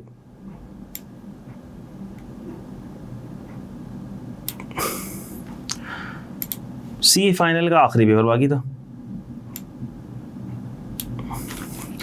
CA फाइनल का आखिरी पेपर बाकी था, सिक्योरमेंट आपकी लग चुकी थी सऊदीया में और UAE, सऊदीया में या UAE के अंदर आपको फर्म ने कह दिया था भैया आर्टिकलशिप का क्वालिफाई हो और हम तुमको हायर कर लेंगे, या वहाँ पे किसी क्लाइंट ने कह दिया था तुम क्वालिफाई हो जाओ हम हायर कर लेंगे। आखिरी पेपर बाकी था आपका CA फाइनल का, दिसंबर की आपकी अटैम्प्ट थी, जो कि अटैम्प्ट आने वाली है दिसंबर की। तो इंशाल्लाह ताला ऐसे ही होगा कि जो भी आपके पेपर्स होंगे अल्लाह पाक उसको पास करा देगा। और मिसाल के तौर पर आपका दिसंबर अटैम्प्ट का रिजल्ट आया 31 जैन को, आमतौर पर ये डेट को इसी डेट को आता है, 31 जैन को आपका रिजल्ट आ गया। और आपने कहा कि भैया 15 फरवरी को सर जॉब हो गई है और 15 फरवरी को मैंने ज्वाइनिंग देनी है फॉरेन कंट्री में, और ये जो फॉरेन कंट्री है ये है UAE या सऊदीया। तो हमने कहा सर ये टेन्योर है UAE का, ये टेन्योर था पाकिस्तान का। तो हमने कहा कि ये इसकी वजह से क्या बन गया, ये रेजिडेंट बन गया। हमने कहा रेजिडेंट बन गया। अच्छा पाकिस्तान के अंदर इसकी इनकम कितनी थी? हमने कहा सर पाकिस्तान के अंदर थी इसकी इनकम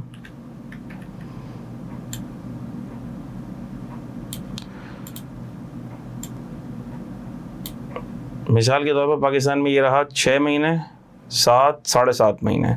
तो सर पाकिस्तान के अंदर इसकी इनकम थी और 7.5 महीने रहा ये। तो हमने कहा सर 7.5 लाख। और फिर ये चला गया UAE, और UAE के अंदर फिर कमाई भाई साहब ने दिरहम के अंदर इनकम, और फिर क्वालिफाई भी हो चुका था। तो हमने कहा कि सर वो थी सैलरी मिसाल के तौर पर आफ्टर क्वालिफिकेशन AED 20,000 इनटू, और फरवरी का आधा महीना, मार्च अप्रैल मई जून 4.5 महीने। तो हमने कहा सर ये हो गए कितने हो गए 24.5 9 90,000 AED, और PKR इक्विवेलेंट कितने हो गए बताओ? 90 को कर लो किससे मल्टीप्लाई, 85 चल रहा है, क्या चल रहा है आजकल? जल्दी से कैलकुलेट करके बताएं।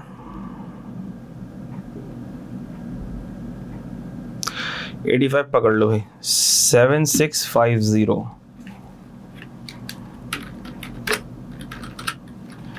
ठीक है, अब नो टैक्स इन UAE में कोई टैक्स नहीं है। अब क्या करें सर? अगर तो फॉरेन कंट्री के अंदर सैलरी अर्न की होती है रेजिडेंट इंडिविजुअल है, क्या केस 2 में भी रेजिडेंट है? जी रेजिडेंट है। क्या केस 1 में भी रेजिडेंट है? जी रेजिडेंट है। क्या केस 2 में भी रेजिडेंट है? जी रेजिडेंट है। रेजिडेंट इंडिविजुअल है। तो क्या फॉरेन कंट्री में फॉरेन सोर्स सैलरी पर फॉरेन एम्प्लॉयर ने टैक्स काट लिया है? हमने कहा नहीं, है ही नहीं, है ही नहीं। टैक्स चीटी है ही नहीं। अब क्या करें? मसला हो गया सर, क्योंकि अब ये रेजिडेंट है और UAE वाली इनकम PSI के अंदर ऐड करनी पड़ेगी। Resident person is taxable for his world over income. अब ये 7.5 लाख और 76,50,000 ये दोनों ऐड होकर टैक्सेबल इनकम बन जाएंगे और उसके ऊपर टैक्स लग जाएगा। हमने कहा रुक जाओ, सबर तसल्ली। लॉ में एक और एग्जेम्पशन है 52 सबसेक्शन 2। 52 है ना, देख लो भाई, सेक्शन आगे पीछे रहता है मुझसे। 51 सबसेक्शन 2। 51 सबसेक्शन 2 की एक और एग्जेम्पशन है। वो क्या है भाई? 51 सबसेक्शन 2 की एग्जेम्पशन ये है कि if a citizen of Pakistan, ये सिटीजन की बात हो रही है, citizen of Pakistan leaves Pakistan during tax year. तो हमने कहा जी सर, ये एक टैक्स ईयर की टाइमलाइन बनाई है मैंने, मिसाल ले रहा हूँ 2025 की या 2026 की। Citizen of Pakistan leaves Pakistan during tax year. Citizen of Pakistan leaves Pakistan during tax year and remains abroad during that tax year। और फिर उस टैक्स ईयर के एंड तक वो बाहर ही रहा, वापस नहीं आया। And remains abroad during that tax year। अगर ऐसा सीन है तो फिर लॉ बोलता है कि अब ये जो AED इसने कमाए हैं, अब जो फॉरेन सोर्स सैलरी इसने कमाई है उसके ऊपर उसको पाकिस्तान में टैक्स नहीं देना। Isn't this very useful? Very practical, very useful. ठीक है, अब इसको इस पे पाकिस्तान में टैक्स नहीं देना। Are you getting this? अच्छा सर, लेकिन अगर मिसाल के तौर पर उसके घर वालों ने उसको कह दिया कि भैया 25 जून को तेरी मंगनी है, क्वालिफाई तो तू हो गया, दुबई में जाके अकेला ज़्यादा टाइम हम तुझे रखना नहीं चाह रहे, 25 तारीख को पाकिस्तान आओ, आपकी शादी है यहाँ पे, मंगनी है यहाँ पे, शादी है जो भी है, 25 तारीख को वो आ गया भाई। और सर जाते जाते मिसाल के तौर पर उसको 10-15 दिन लग गए, 15 दिन लग गए। तो क्या ये जुमला ठीक रहे? क्या ये जुमला ट्रू है या फॉल्स है? Citizen of Pakistan leaves Pakistan during tax year and remains abroad during that tax year. Remains abroad तो नहीं हुआ, वो तो वापस आ गया सर। तो उस केस में उसकी सैलरी के ऊपर टैक्स लग जाएगा।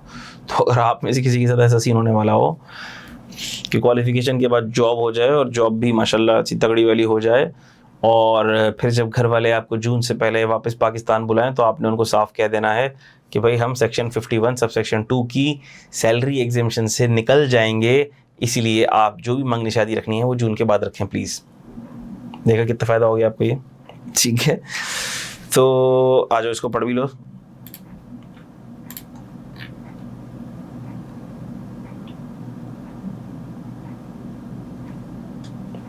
अच्छा, हिशाम कहते हैं sir, what if there is a resident in Pakistan who is working as an outsourced employee of USA and is being paid in Pakistan USD after, समझिए आपका ये आपका बिल्कुल सवाल आप मुझसे पूछिएगा, लेकिन हम जब सैलरी इनकम का हेड पढ़ेंगे ना तब पूछेगा। ये बेसिकली सैलरी की ज्योग्राफिकल सोर्स इनकम से रिलेटेड आपका सवाल है कि अगर वो पाकिस्तान में बैठे काम कर रहा है और यूएसए की कंपनी का काम पाकिस्तान से बैठे कर रहा है, तो सर फिर क्या किया जाएगा। ठीक है, ठीक है, ठीक कहा वकार, आपने बिल्कुल ठीक जवाब दिया। ये हम पढ़ेंगे सैलरी के अंदर डिटेल में कि अगर एम्प्लॉयमेंट एक्सरसाइज्ड पाकिस्तान में है, पाकिस्तान में एक्सरसाइज हो रही है, एम्प्लॉयमेंट पाकिस्तान में एक्सरसाइज हो रही है, एम्प्लॉयमेंट पाकिस्तान में एक्सरसाइज हो रही है, तो फिर जो टैक्स लगेगा, जो सैलरी होगी वो पीएसआई कंसिडर होगी, लेकिन ये हम सैलरी के अंदर देखेंगे। ठीक है, अच्छा, तो कहने का मकसद ये है कि अभी हम इसको पढ़ लेते हैं। Where a citizen of Pakistan, और ये सेक्शन सिर्फ किस पर अप्लाई होगा, सिटीजन पर अप्लाई होगा, जबकि इसके अंदर सिटीजन वाली बात नहीं लिखी हुई। Where a citizen of Pakistan leaves Pakistan during a tax year and remains abroad during that tax year, ये बात इंपॉर्टेंट है बड़ी, remains abroad during that tax year, so any income chargeable under the head salary, ये भी किस पर applicable है, सिर्फ सैलरी पर, earned by him outside Pakistan during that year shall be exempt from tax। ठीक है, तो ये दोनों के दोनों सिर्फ FSS पर एप्लीकेबल हैं। तो अगर मैं आपसे पूछूं या मैं अगर आपसे ये कहूं कि क्या मैं ये जो बात कह रहा हूं ये बिल्कुल ठीक बात है कि foreign source income earned by a resident individual will be saved from tax, will be exempt from tax, will be rescued from tax by virtue of tax treaty when he is a short term resident, when he is a returning expatriate, ठीक है, and when his tax is deducted in foreign country, or he leaves Pakistan during a tax year, or when he is a citizen and leaves Pakistan during a tax year and remains abroad during that tax year। तो क्या ये जो मैं जुमला कहा ये ठीक कहा? आंसर इज नो, ये मैंने ठीक नहीं कहा, क्योंकि सर फॉरेन टैक्सेबिलिटी से बचने की जो शुरू की 3 बातें थी वो तो ठीक है, टैक्स ट्रीटी हो या वो शॉर्ट टर्म रेजिडेंट हो या रिटर्निंग एक्सपेट्रिएट हो, ये तो फॉरेन सोर्स इनकम की टैक्सेबिलिटी से बचने की 3 बातें, ये तो बिल्कुल ठीक है। लेकिन जो आखिरी की 2 बातें हैं वो फॉरेन सोर्स इनकम की टैक्सेबिलिटी से बचने की नहीं है, वो फॉरेन सोर्स सैलरी की टैक्सेबिलिटी से बचने की है। ठीक है, तो टैक्स ट्रीटी और वो ये 2 एग्जेम्पशंस, शॉर्ट टर्म रेजिडेंट और रिटर्निंग एक्सपेट्रिएट, ये आपको फॉरेन सोर्स इनकम की टैक्सेबिलिटी से बचाने के लिए। टैक्स ट्रीटी तो जिन कंट्रीज के साथ है वही उन्हीं पे अप्लाई होगी, और जो बाकी की 2 एग्जेम्पशंस हैं जहाँ टैक्स ट्रीटी नहीं है वहाँ अप्लाई हो जाएंगी। लेकिन ये फॉरेन सोर्स सैलरी वाली जो है ना, ये फॉरेन सोर्स सैलरी पर ही अप्लाई होगी, आप इसको फॉरेन सोर्स इनकम पर जनरलाइज मत कर दीजिएगा।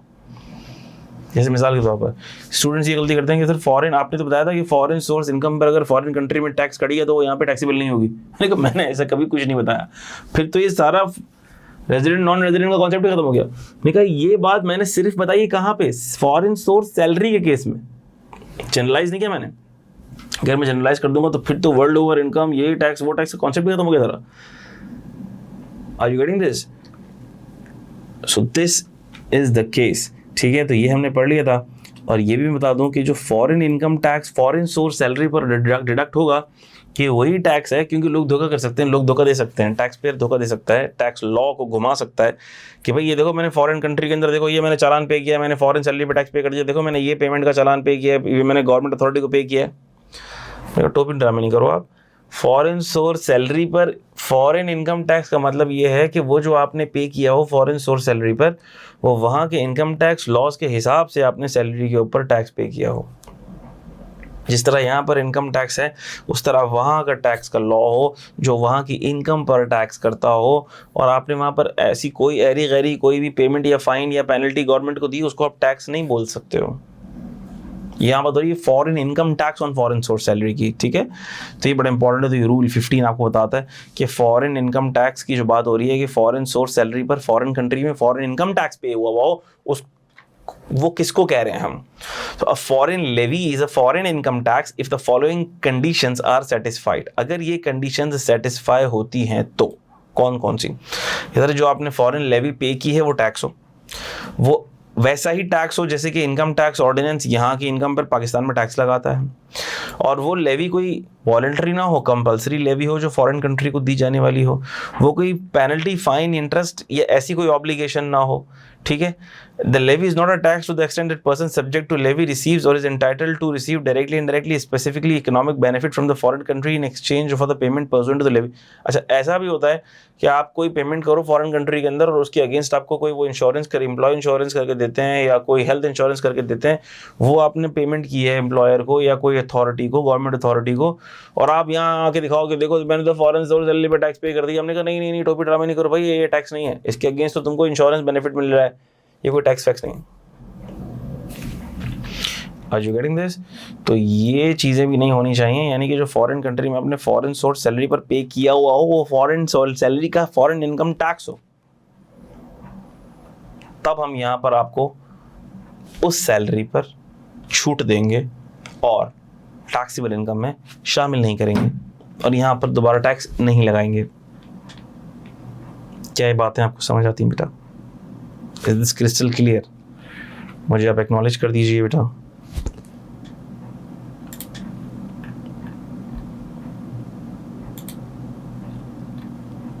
गुड। तो बेटा इसके साथ ही हमारा इस बेसिक कॉन्सेप्ट्स वाले हैंड आउट का ख़ात्मा हुआ, इख्तिताम हुआ, ठीक है बेटा। तो अच्छा, अब मैं क्या करूँगा, मैं इस वीडियो को पहले तो ब्रेक कर रहा हूँ,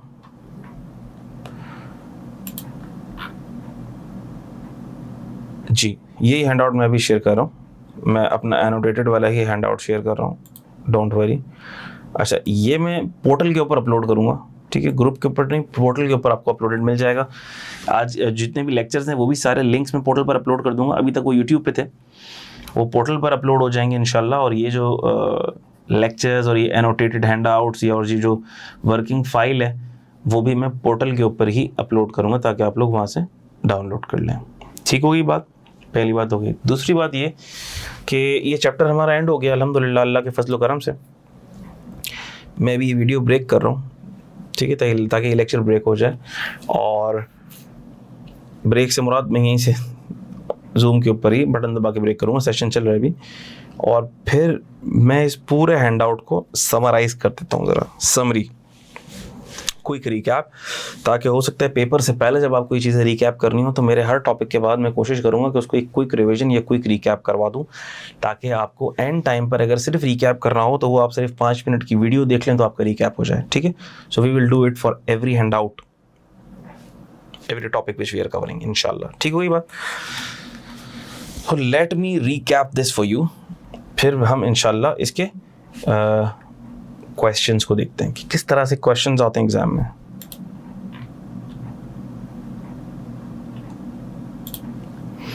इंशाल्लाह जी। वकार, अब आपके कोई क्वेश्चन है तो आप पूछ लें, फिर मैं समरी या रिकैप की तरफ जाऊंगा। जी क्वेश्चन है तो पूछें, किसी का भी कोई क्वेश्चन है वो पूछ ले प्लीज। अच्छा, कंपनी में होली वर्ड,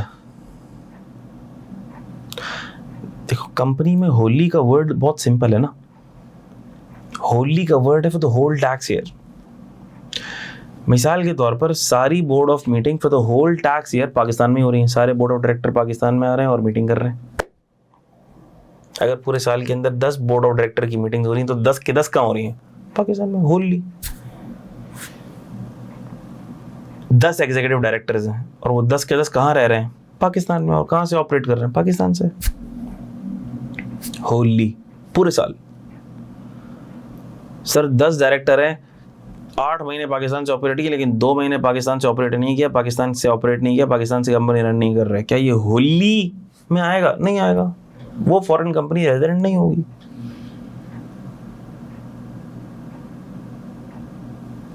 ठीक है वकार, आई होप मैं आपको समझा पाया हूँ।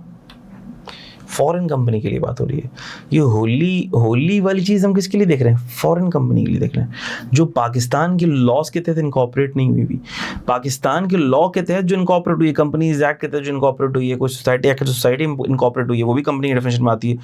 उसके लिए हम ये चीज़ें नहीं देखेंगे। उसके लिए तो बस इतना काफ़ी है कि वो पाकिस्तान के लॉ के तहत पैदा हो गई, बस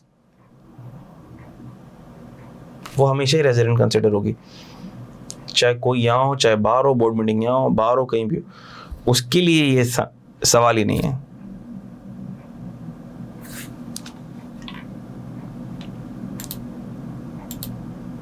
ठीक है, अच्छा वकार, मुझे ऐसा लगता है कि शायद आपका नेट डिस्कनेक्ट हुआ। मैंने आपके सवाल का पूरा जवाब दे दिया, आप इसको रिकॉर्डिंग में देख लीजिएगा। ठीक है, मेरे ख्याल में आपका नेट डिस्कनेक्ट हुआ, फिर आप रीज्वाइन हुए हैं।